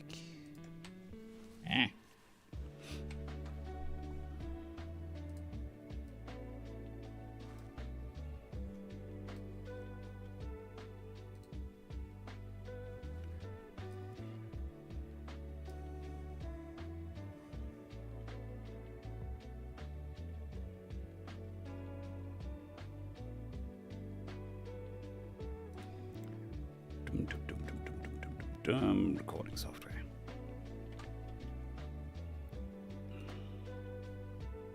Okay, recording software. We're gonna start recording, streaming, and away we go.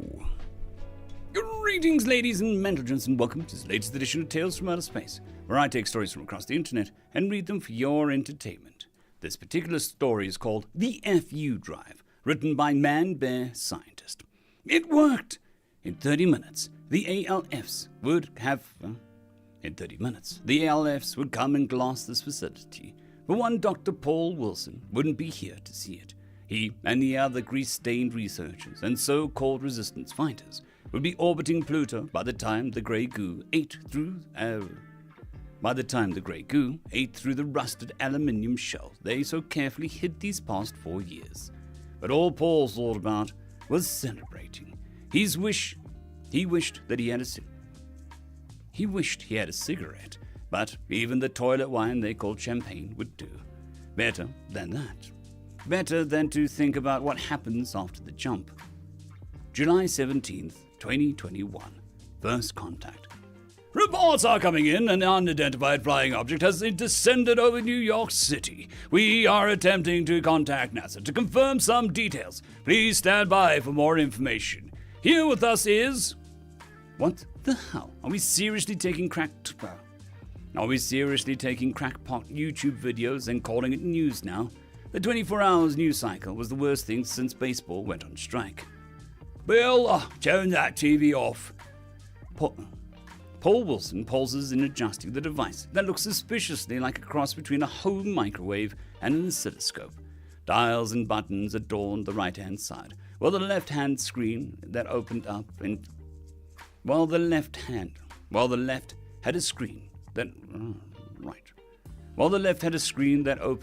an empty cube with a glass plate at the bottom.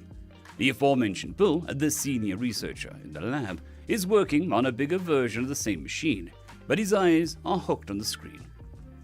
I don't know, Paul. What if it's real? Of course it isn't real. What? Is it a flying saucer? A teenager probably edited it and sent it in as a joke. Oh, they say that the image is live, though, and it isn't a saucer. It's kind of like a glowing fuzz. They say it is causing some interference with the cameras, but it looks like a glowing person. Superman or an angel? Angel. Great, just great. Maybe not a teenager, but one of those religious wackos telling us the end is nigh. When did they learn how to edit a video? Ringera wrench, please. Regendra wrench, please. The postdoc begrudgingly hands over the wrench, probably thinking something like, I have a doctorate degree. I have deserved better than to be a glorified lab assistant. Paul doesn't particularly care. He knows that his salary is just as sad, and he's been on that side of the fence before. He whacks the side of the device before cursing it. You know, that thing doesn't have a mother, and if it did, I'm pretty sure that it couldn't do that to it.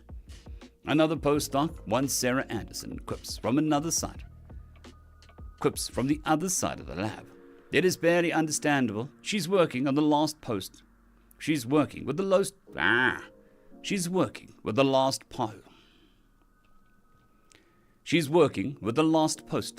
Philippe Estevez, on the third and much larger version of the oscilloscope/microwave that stands half complete, wearing respirators and standing under the fume hood as they carefully carbonylated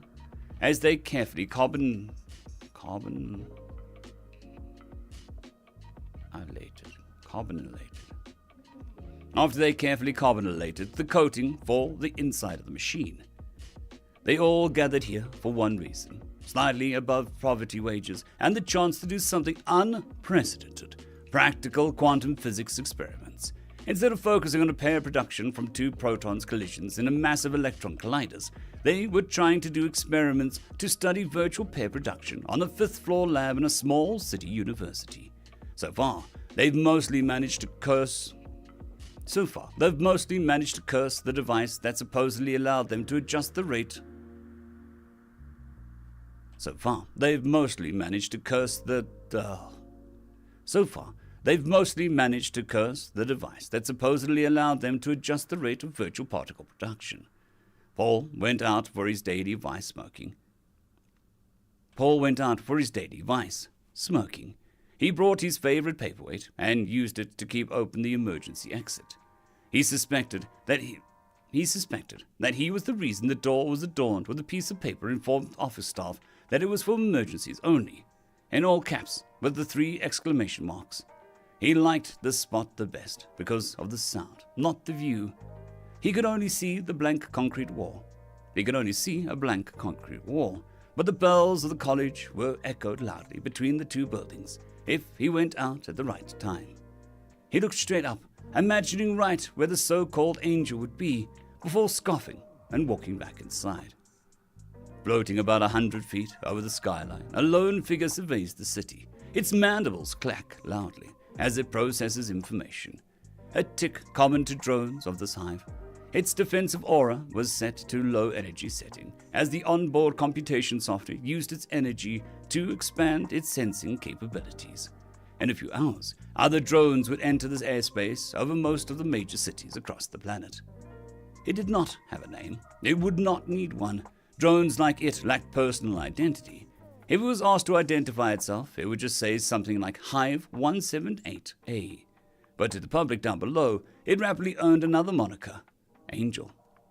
The bipedal anthropod was characterized by 2 major features. The first was a pair of large, vestigial wings covered in unnecessary feathers. The second, a spherical aura that was seen as a radiant circle that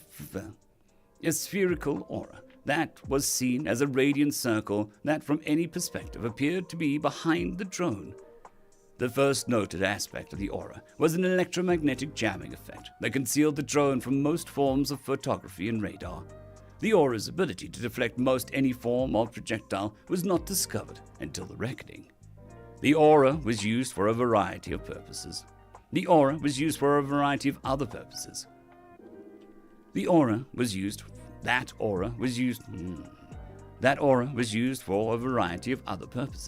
actually controlling the drone's flight, sensing electromagnetic impulses over many miles, and controlling nanotechnological weaponry if authorized. Laced throughout the drone's biology were advanced computer systems, which regulated its unique biology and controlled its defensive and offensive systems. It took only a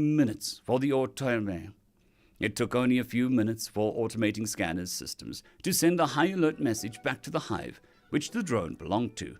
Queen, Sol system humanoids have re-emerged with similar threat profile and technological proliferation. Widespread usage of prohibited tech of categories 1.3b and 1.4a has been detected. 3 of them.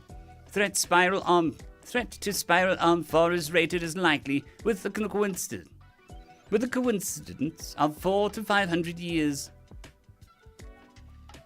The drone belonged to a species that had been granted special privileges by the Council of Yom, allowing the use of prohibited system-level warp drives as well as specifically designed nano-weaponry. This was because it served a crucial niche while also suffering from necessary deficiencies. The first of these is a unique status that the hive-type anthropod that was incapable of sending faster-than-light messages and limited natural tools crafted through phenotypal plasticity. And sensible hives were considered to be top-level galactic threat, but the species classified as NAHTA-1L/D 300LFT34 evolved to control, generate, and sense electromagnetic signals, and never developed answerable capabilities, allowing the Council to purge rogue sections without alerting the full species. At any given time, the species consisted of between 8 and 12 individual queens that controlled a multitude of hive ships. These made them easy to monitor and coordinate, and if need be, control. Each Hive fleet was permitted inter-system warp capabilities through natural gates, and spent the eons patrolling up and down the Perseus arm and its spurs, looking for nascent civilizations that could threaten the order of the galactic peace. In addition to Ansible hives, they looked for civilizations that showed development of prohibited technologies. Particularly, single-planet civilizations did so independently and in time scales faster than 10 to 50,000 years cycles. Particularly, planet civilizations that did so independently and in time scales faster than the 10,000 to 50,000 year cycles of Hive fleet searches. Over the 35 million year history of the Council of the Arm, every technological possibility known to the original species that founded the Council had been ordered and put into neat little boxes. Entire tech trees of their interaction with various life forms categorized ad infinitum. Bipeds with opposing thumbs turn rapidly from rocketry to field-shift antimatter propulsion that relies on non-automated control systems. Whereas such a threat has never been seen from beak, mouth, or trunk-based species that are more limited in manipulation. Land-based organisms develop flight and interstellar flight more rapidly than sea-based organisms, or organisms capable of manual flight. The world computers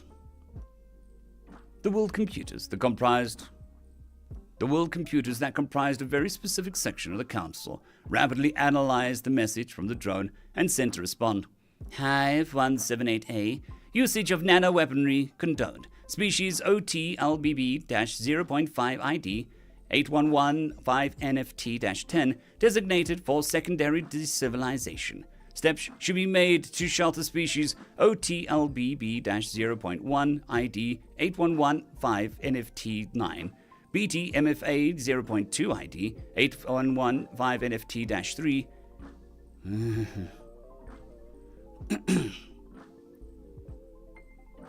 Steps should be made to shelter species OTLBB 0.1 ID 8115-NFT-9, BTMFA 0.2 ID 8115-NFT-3, MTUAB-0 ID 8115-NFT-5, and TBUIW.02 ID 8115-NFT-1, in hopes that one of these less dangerous species fills the ecological niche after decivilization. Uplifting Protocols 1.5.3 and 1.5.4 condoned for previously listed species, as per standards for secondary decivilization without path adjustment. Subcouncil of Intellectual Biodiversity. It took approximately 9.5 hours for the drone's message to reach the Hive Fleet, 30 seconds for the Queen to receive the response from the Subcouncil after using the ship's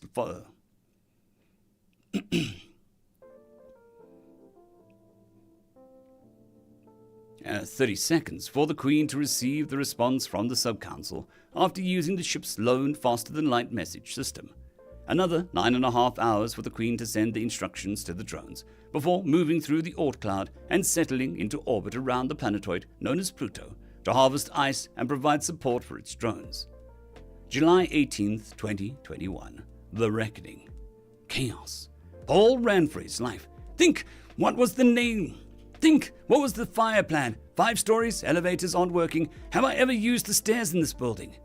Steel moved. He leapt backwards just in time to avoid a beam crashing through the ceiling.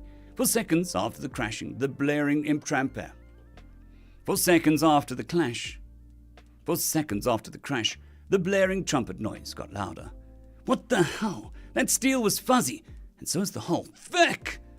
Directly overhead, through 8 more stories of what should have been concrete, was the Angel.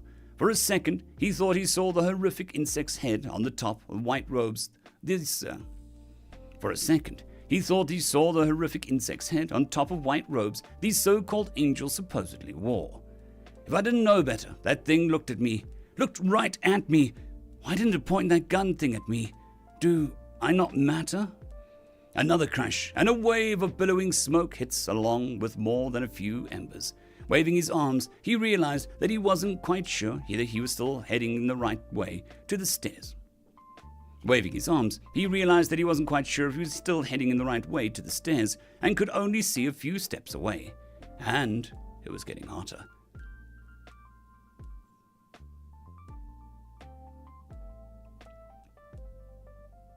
Paul, is that you? A bald man in his late 50s suddenly came through with the smoke, wearing commercial-grade respirator. This was Bill Weston, Paul's one-type doctoral advisor and now co-worker. Put this on!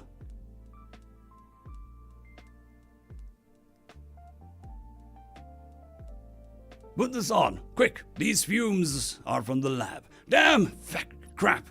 They are all gone, Paul, all of them. The whole lab went up in flames in an instant.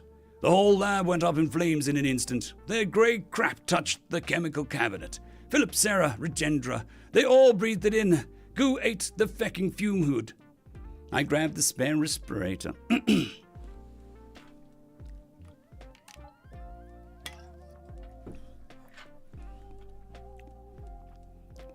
I grabbed the spare respirator on him and put it on.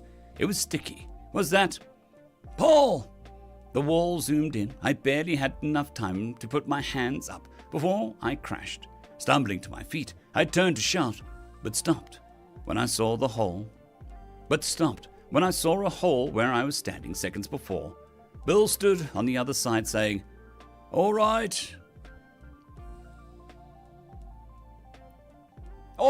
you're all right. Great. I'm going to go around the stairs and see the way. Don't worry about me. Just keep straight. I'll go to the stairs on the other side.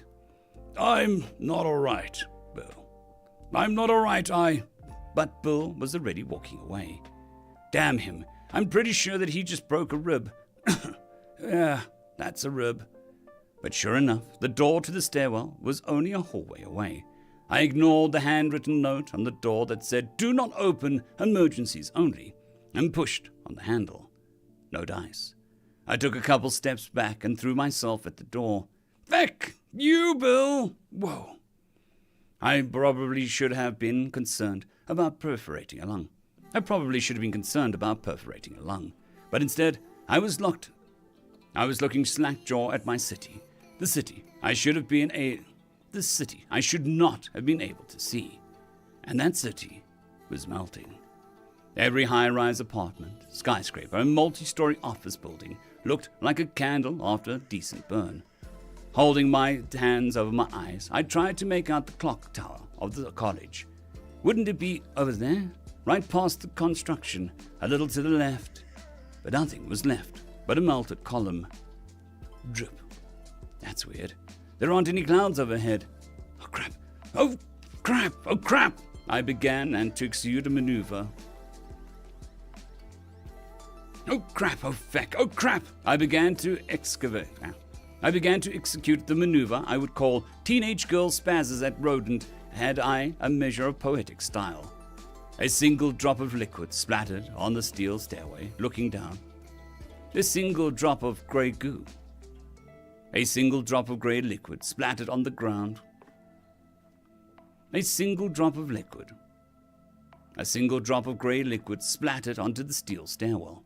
Looking down, I saw the trail of eaten fabric from my collarbone to my navel, along with the debris at my feet that must have been blocking the door. I quickly realized that I should have been worried about more pressing matters. Wasn't there only a drop of the stuff before? A puddle of grey goo was forming where the drop landed, and it looked like the stairwell was just as tasty as my polo. I shrieked and began to sprint down the stairs. Splat, splat, splat.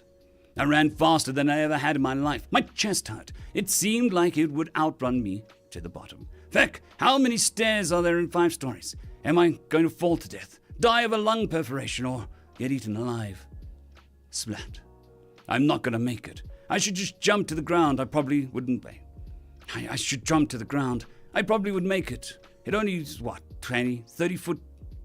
It's only 20, 30 foot max?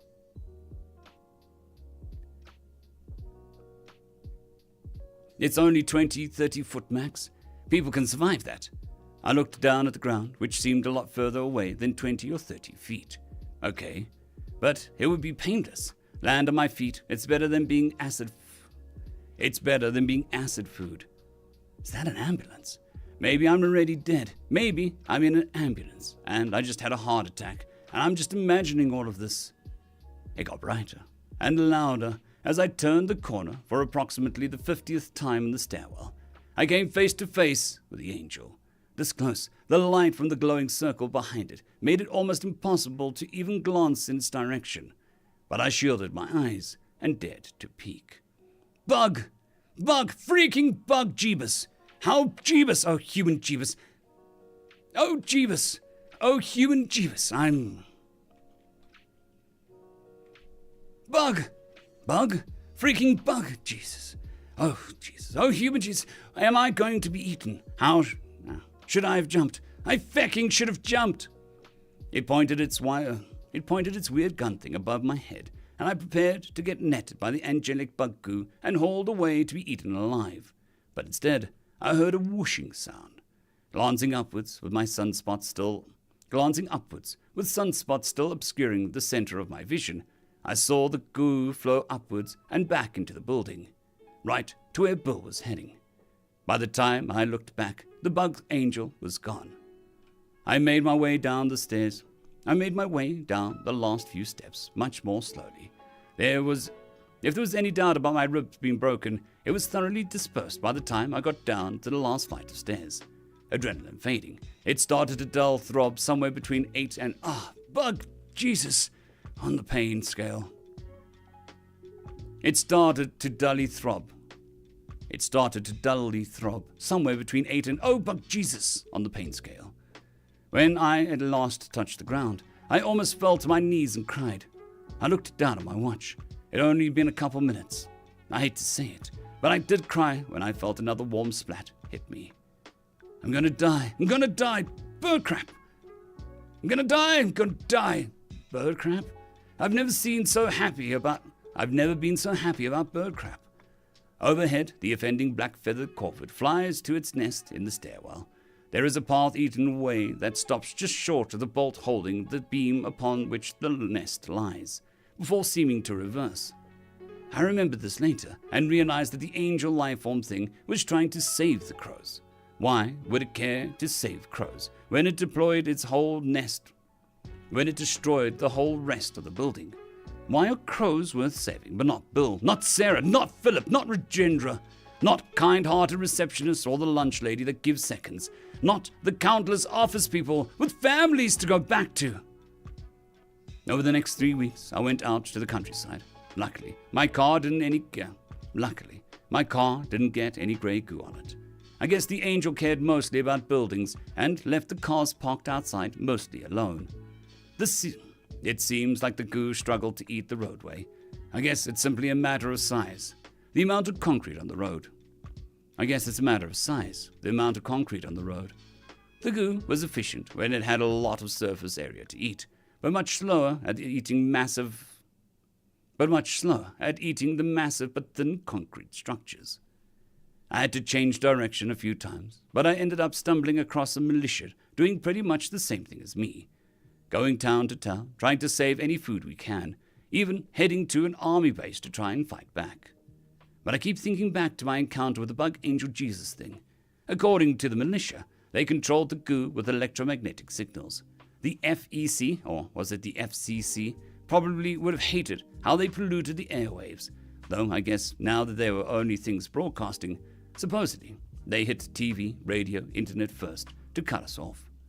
But my thought was on my research, quantum fields, virtual particles, randomness field dictation.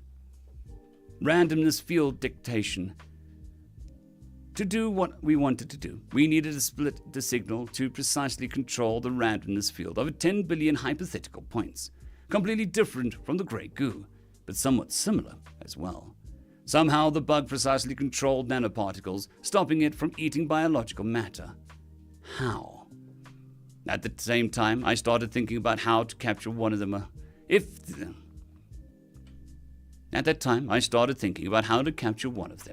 I've seen them deflect tank shots, bombs, and even Molotov cocktails. But what about a cage? February 15th, 2025. Thank God, not bug Jesus God, for the national transportation system of China. The angelic life forms hit hard and fast. By the time the first scrambled jets reached the cities, the grey goo had already started multiplying and eating away all the vestiges of civilization. When we fired our missiles, we learned that the pretty circle around them wasn't just for holiday lights. It deflected bullets, missiles, even lasers with the same ease.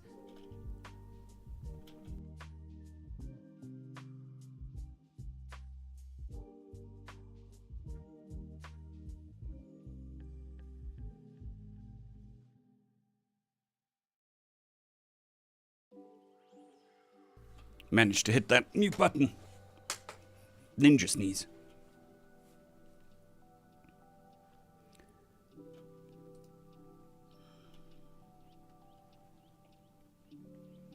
Good morning, afternoon, Monotheria. Hope you're doing well. It deflected bullets, missiles, even lasers with the same ease. I heard that we got one of them with a railgun, and the Russians managed to land a nuke before the facilities went offline. But other than that, they seemed virtually invincible. It was lights out for the human race. Literally, that is. By October 2018, the power networks across the planet were cut. Everything from farming equipment to cell phones, eaten by the grey goo. The first year was rough. The goo didn't eat anything living, but hundreds of thousands died from infrastructure collapse.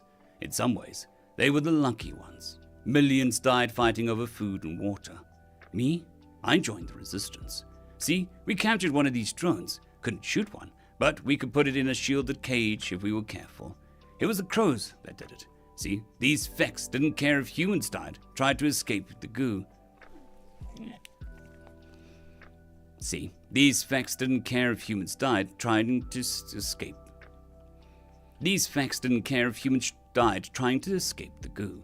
But they would go ahead over heels. But they would go head over heels for crows, and it needed to get pretty close to have that fine control it needed to do its job while avoiding the crows. Put crows in the right spot, drop a cage on the angel when it came close to protect it. Looney Tunes stuff. But if it worked, it worked. Of course, we tried to reason with it, talk to it, learn its language, and, I hate to say it, we tried to torture it. But it didn't seem to care. In fact, inside the cage, it ceased to do anything but breathe and beat its heart. As if without external signals, it could only make sympathetic nervous responses. However, that all changed once we found the computer attached to its brain. For a second, whoever invented portable generators is a saint. For the record, whoever invented portable generators is a saint. Not a bug saint, but a real, certified, human-loving saint. I'd look whoever it is up on Wikipedia and make my prayers, but the ALFs took that away as well.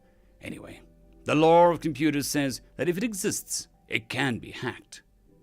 We learned why they were decivilizing us. We learned they had done it before. I guess that is why they have an angel idea to begin with. Our ancestors must have remembered all the power-glowing flying beings.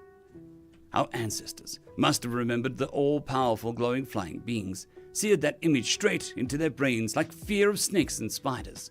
And their great-great-great-great-grandchildren remembered the image and forgot why it mattered, and put them in their religions. We learned that there were different types of angel. There were the hives without wings, hives that looked reptilian, hives with rather esoteric shapes like wheels or a four. Hives that looked reptilian, hives with rather esoteric shapes like wheels or with 5 to 7 wings, all coming straight for Earth to complete the job if we didn't do something soon. Kill the parents, raise the children to be feral, restore the Earth to its natural splendor, yada yada. They were part of some grand galactic organization that controlled everything and wiped out anything it couldn't find a niche for, or rather, wiped down.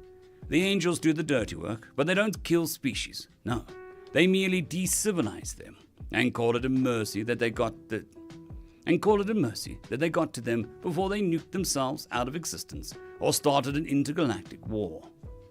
We also got some ideas of the scriptures we broke.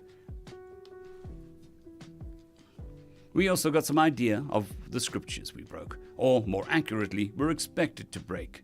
The technologies they knew we would make, the dangers we would preserve, the dangers that we would pose. Nothing solid, no blueprints, only little that we'd actually done so far except build nuclear weapons and chemical rockets. We even got a little history lesson. 35 million years ago, a bunch of intelligent organisms all rose up to spacefaring status at the same time. Most of them engaged in endless war, until eventually one of them won. They decided that they were the intergalactic peacekeepers, that they had developed every possible technology and knew all of the possible science, and began bringing useful species onto the council in order to aid them in forcing their ideas on the Perseus arm. However, they were wrong. They missed something. They might know nearly every possible technology. They might be 35 million years ahead of us. They might have won the first battle for Earth. But in all their records, they don't have a single mention of Hawking radiation. They may know of particle antiparticle pairs, but they consider the whole idea useless and not at all on the list of technologies they cared about. And that was all the computer brain told us. This tech leads to this tech that leads to the end of galactic peace.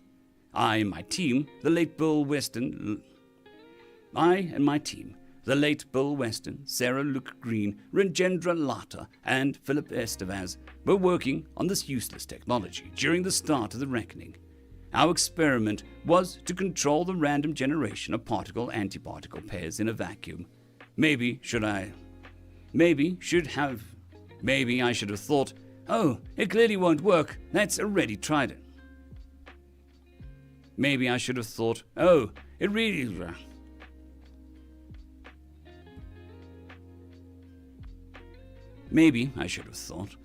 it clearly won't work. They've already tried it. But you know what I said instead? Feck that. I'll work. But you know what I said instead? Feck that. It will work and they won't think of it. These virtual particles are transient fluctuations that exhibit some of the properties of ordinary matter, but are limited by the uncertainty principle. The probability of such virtual particles appearing tends to be cancelled out by the destructive interference over long distances in time. They play a role in quantum tunneling. The strong nuclear force and many other classic physics phenomena were interpreted under quantum physics. Okay, layman speak. Virtual particles are math aids that help us do quantum physics. We know they exist and cancel out all of the time. But on a classical physics level, they have net zero impact. They don't matter. But if one part of the particle antimatter pair spawns inside of a black hole, and the other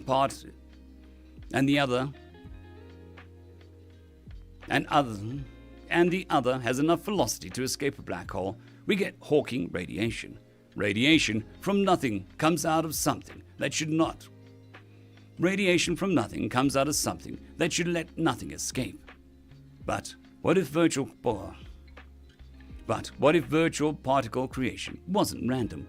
What if the field that dictated the location and timing of virtual pair creation could be manipulated?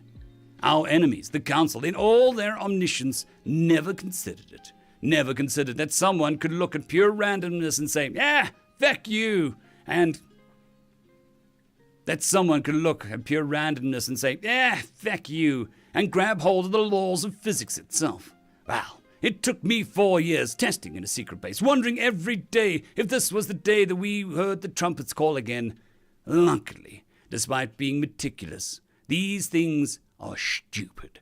They don't think for themselves. They just got told to hit population centers and then went on autopilot getting rid of whatever was in front of them. Did you know that there are 1.5 billion gigatons of concrete used in the US highway system? That's half of all the concrete used in the country. As much as every building put together. Don't believe me? Look it up. Oh, that's right. You can't. But China was our real savior. 15 billion gigatons of concrete from 2010 to 2020. 15 billion gigatons of bug-delaying aid. All to build this, the FU drive. FU to physics, FU to the bugs, FU to the so-called council. The FU drive adjusts the randomness field that dictates virtual particle creation and generating a hexagon-packed two-stage creation cycle that, in layman's speak, it makes the whole bunch of virtual pairs at once, so close that their core collapse into a micro-black hole. The second stage activates before the micro-black hole disintegrates, with antiparticle pairs facing inward. Leaving us with what? Particles, hawking radiation, matter. With more time, we could figure out how to generate near-infinite source of food, water, energy. Near-infinite because, of course, there has to be an offset. Somewhere in the universe, we create a virtual pair of dead zone each time we use this device. But there is a lot of empty space in the universe. But instead of peace, love, and happiness, we spent the past 4 years trying to prepare for a single test to see if we could make forbidden exotic matter 0.1A. Matter with less energy than pure vacuum, a crucial component to holding open wormholes. And it worked. Now, if only we could figure out how to open black hole at will, and we have better than forbidden teleportation. And we have better than forbidden technology. And we have better than forbidden teleportation technology. Oh, that's right. We have that. There is no time for another test. We've alerted every bug 1,000 meters. We've alerted every bug in 1,000 miles of our location. In 5 minutes, we are going to send the drive and every man, woman, and child in the resistance onto the hype ship floating around Pluto. And we're going to send the council a message. Beck, you. Paul Weston out. If I've calculated right, we still have 5 minutes to celebrate before liftoff. I'll do the honors by cracking the champagne. February 15th, 2025. 8 hours after the humans landed aboard Hive 178A, the Council declared unilateral surrender. It wasn't that the humans themselves could destroy the Council. They couldn't. The Council numbered 3 quintillion recognized individuals across the Perseus arm. Even if the human resistance could destroy a world a second, it would take 10 years to wipe out the Council. And they didn't have a world-destroying bomb, they had a teleporter. But that didn't matter. What mattered is that they represented something the Council couldn't abide. Novelty. The peace of the galaxy depended on the idea that the Council was omniscient. Why bother developing tech if it would bring the boogeyman down on you, and the boogeyman developed your trump card 35 million ago? Humanity was a Type 0 civilization without the thousands of benefits of the Council species, and they still managed to create something the omniscient world computers that conquered early Perseus never thought could exist. The humans merely had to threaten to bring this idea to the Council space to force concessions. Should they show up unannounced in an impossible machine, it would stir up 35 million year old sentiments of war. Many of the strongest Council members were species that originally fought the world computers for galactic dominance. If those species had humanity's FU drive, they might even be able to win a war against the Council, let alone if they discovered another new technology. High fleets could only manage so much technological development. They were equipped to stop solitary nascent Type 0 civilizations, not thousands of fully emerged Type 2 and Type 3 civilizations. The world computers made a startling concession. They would grant humanity full membership into the Council, equivalent to that offered to the originating Council races that each controlled hundreds of star systems. The only thing they asked for is humanity to remain silent about their technology, and for humanity to research new technology for the Council so that it would not be caught unawares by another new development. Humanity didn't agree. They told the Council that they would deal with the entire Council as equals, that they would forever have independence and sovereignty over the Sol system and any unpopulated systems in a 100 light-year span.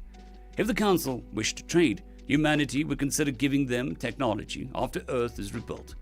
with all the best of council technology, of course. The world computers hummed and churned for 8 hours. It was the longest deliberation ever made by the council, longer even than the peace treaties made at the start. It tried to think of every possibility, every out, every way they could control humanity, or try force its hand. But in the end, it determined that it could not predict what humanity could or would do. The safest thing they could think of was maintaining peace relations. They agreed to humanity's demands. And that is the story of why the Perseus Arm has 2 galactic organizations. One, a 35-million-year-old intergalactic council composed of quintillions of individuals and millions of species. The other, a 30-year-old Republic of Sol consisting of 3 billion individuals and a single species. The other, a 30-year-old Republic of Sol consisting of 3 billion individuals of a single species. End of story.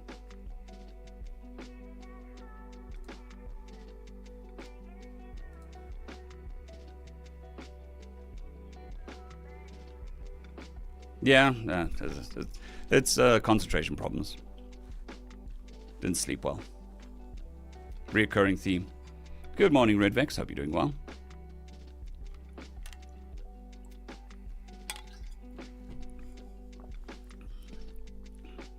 It's the concentration part of it is often ignored by a lot of people.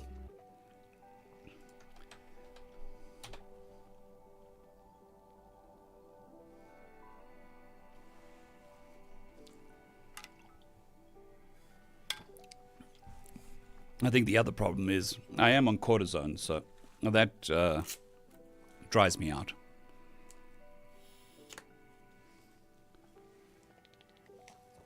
Unfortunately, no quantum monster today, just the usual one, or the other one.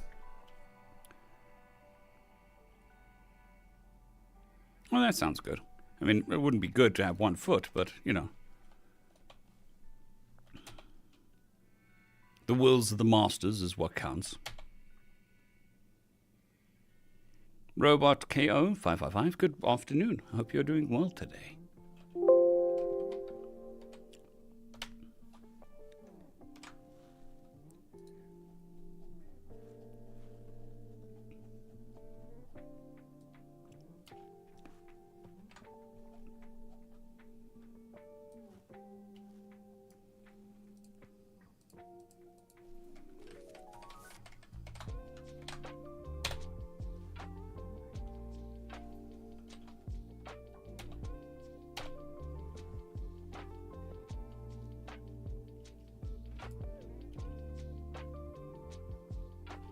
Right, computer. Come on, computer. Here we go. Computer was mucking about. Freezing and stuff. How dare it?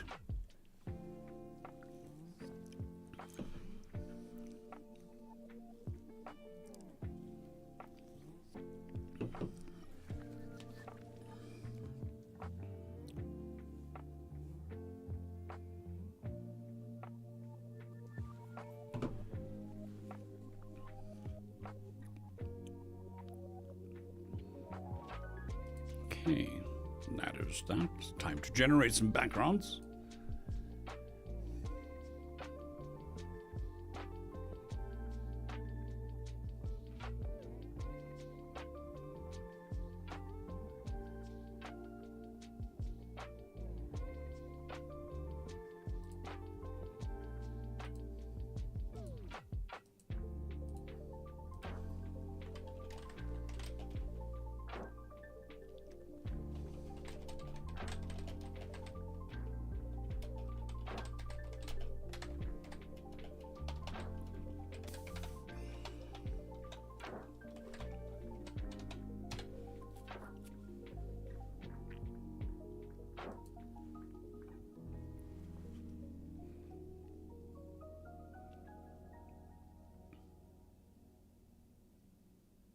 Cheers, Nigel. I hope you sleep well.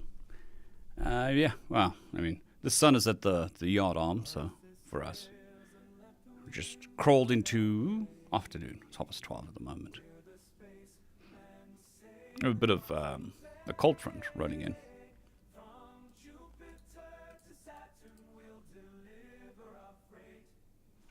starship, sailing through the interplanetary strait, with a hardy crew and a cargo of dreams.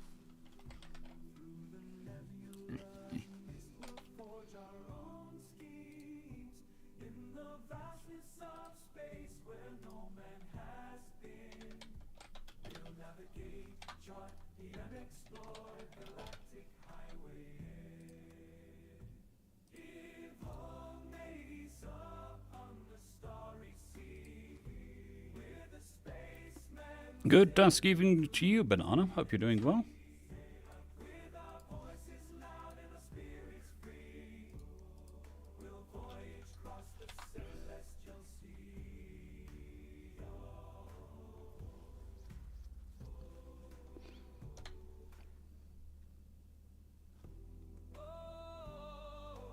Voyage across the celestial Okay. That is that. Now we can do some thumbnails. Awesome stuff. We can close that. We can close that. No, I don't want to save it.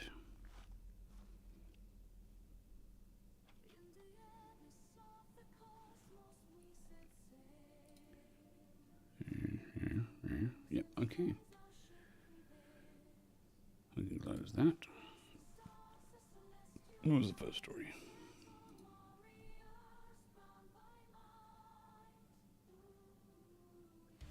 Now, this is going to be a difficult one to... The coin flipping one. What are you going to do for a thumbnail?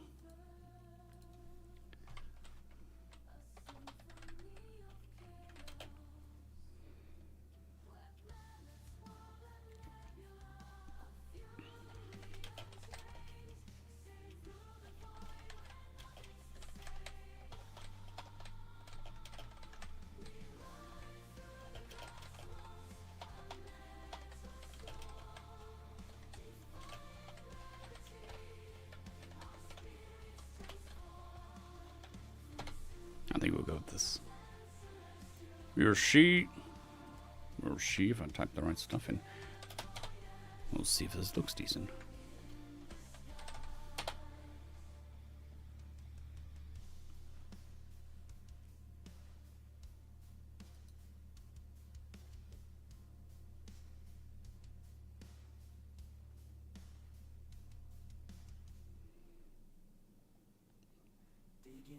Good afternoon, Florentin.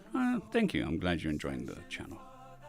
precious ore, with pickaxes and heavy hearts, we're the miners of the cosmic shore. On this barren land, we march as one, unearthing treasures under the sun. In the cratered plains where no one dreamt, we're the pioneers on this frontier we're sent. Fair enough. I mean, I'm on cortisone at the moment, which is a steroid. That's for the sinuses. But it still sucks. Yeah. Some of those injections hurt like hell. Righty.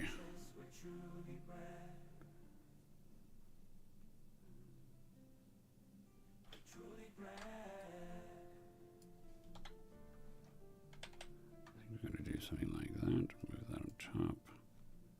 Then combine the two layers. Unless I've forgotten to move to recording mode. Ba-dum-tsh. Thank you, thank you. That's a good joke. It's a great joke. So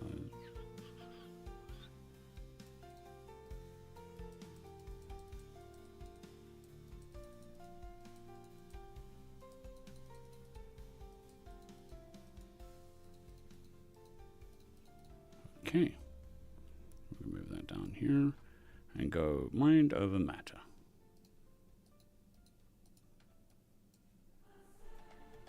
Human mind is bigger than reality.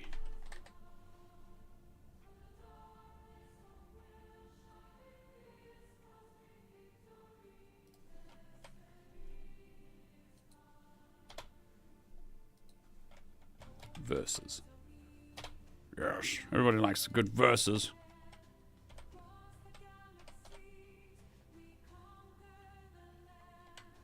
Snap this in the middle.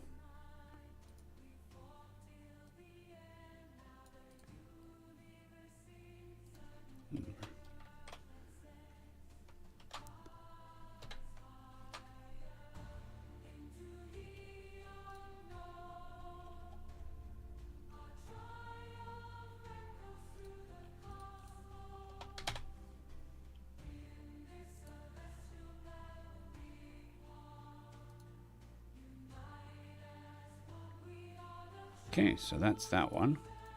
Then the next one is going to be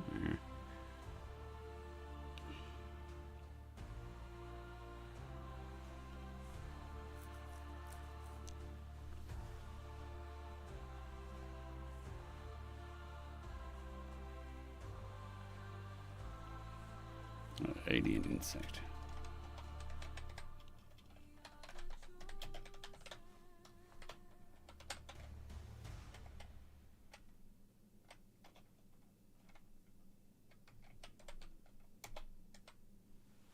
Sailing through the cosmos, it's my final voyage, leaving Earth behind, seeking stars to my homage in the depths of space, where no one can hear. I'll sing my space shanty, let the stars draw near, raising up the anchor, setting sails to the sky, bidding farewell to this world, no tears left to cry, with constellations as my compass, I'll navigate to the outer realms where my fate awaits. Oh, I'm a stargazer, drifting through the night, chasing dreams that sparkle like stars shining bright. I'll serenade the heavens. Good morning, afternoon, OVS. Hope you're doing well. A space shanty melody as I say my last goodbye.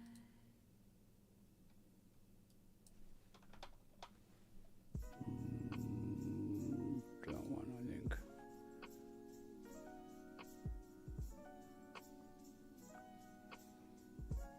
Cassius, welcome, welcome. Hope you're having a good day.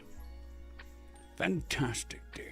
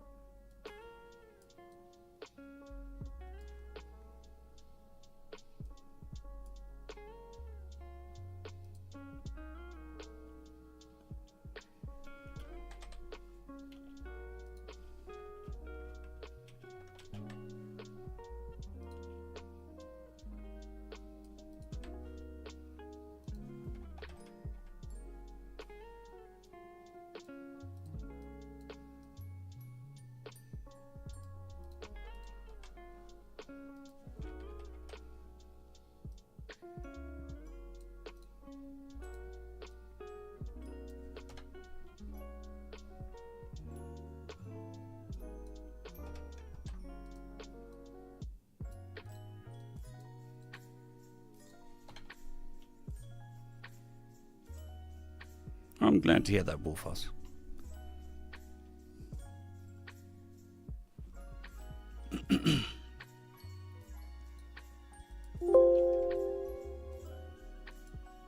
Bing. Okay.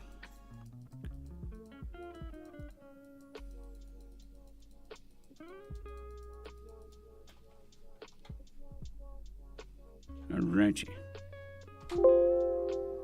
No, don't shout at me. Don't shout at me.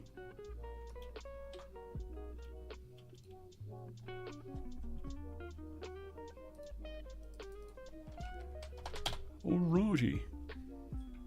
Job's done.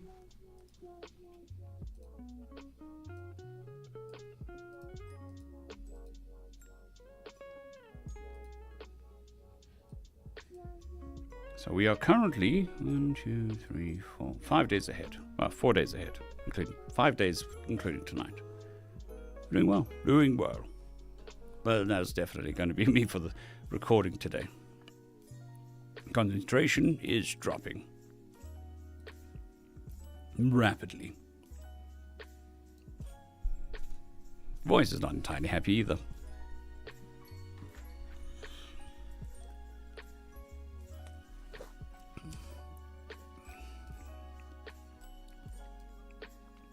But that is still about 60% of my before operation stamina. So we're getting there, slowly but surely.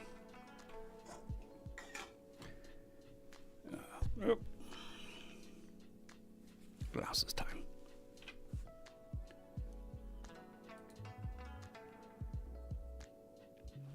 Bedhead is awesome. My eyebrows get bedhead. That is when you know that your eyebrows are too long.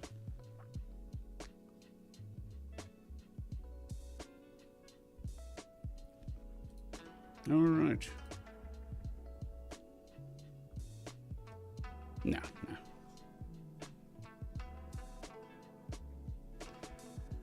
I think we're going to have a bit of a short stream today. Tired. Voices not fading, just tired as well. Been a long weekend. Still got work to do. Just probably no recording, no stream. So I will see you all tomorrow. Thank you all for spending your time with me. It is very much appreciated. Hopefully watching me do my stuff was entertaining. I try to make it entertaining. But yeah, we'll see you tomorrow. Hopefully for a longer stream. Alrighty, goodbye.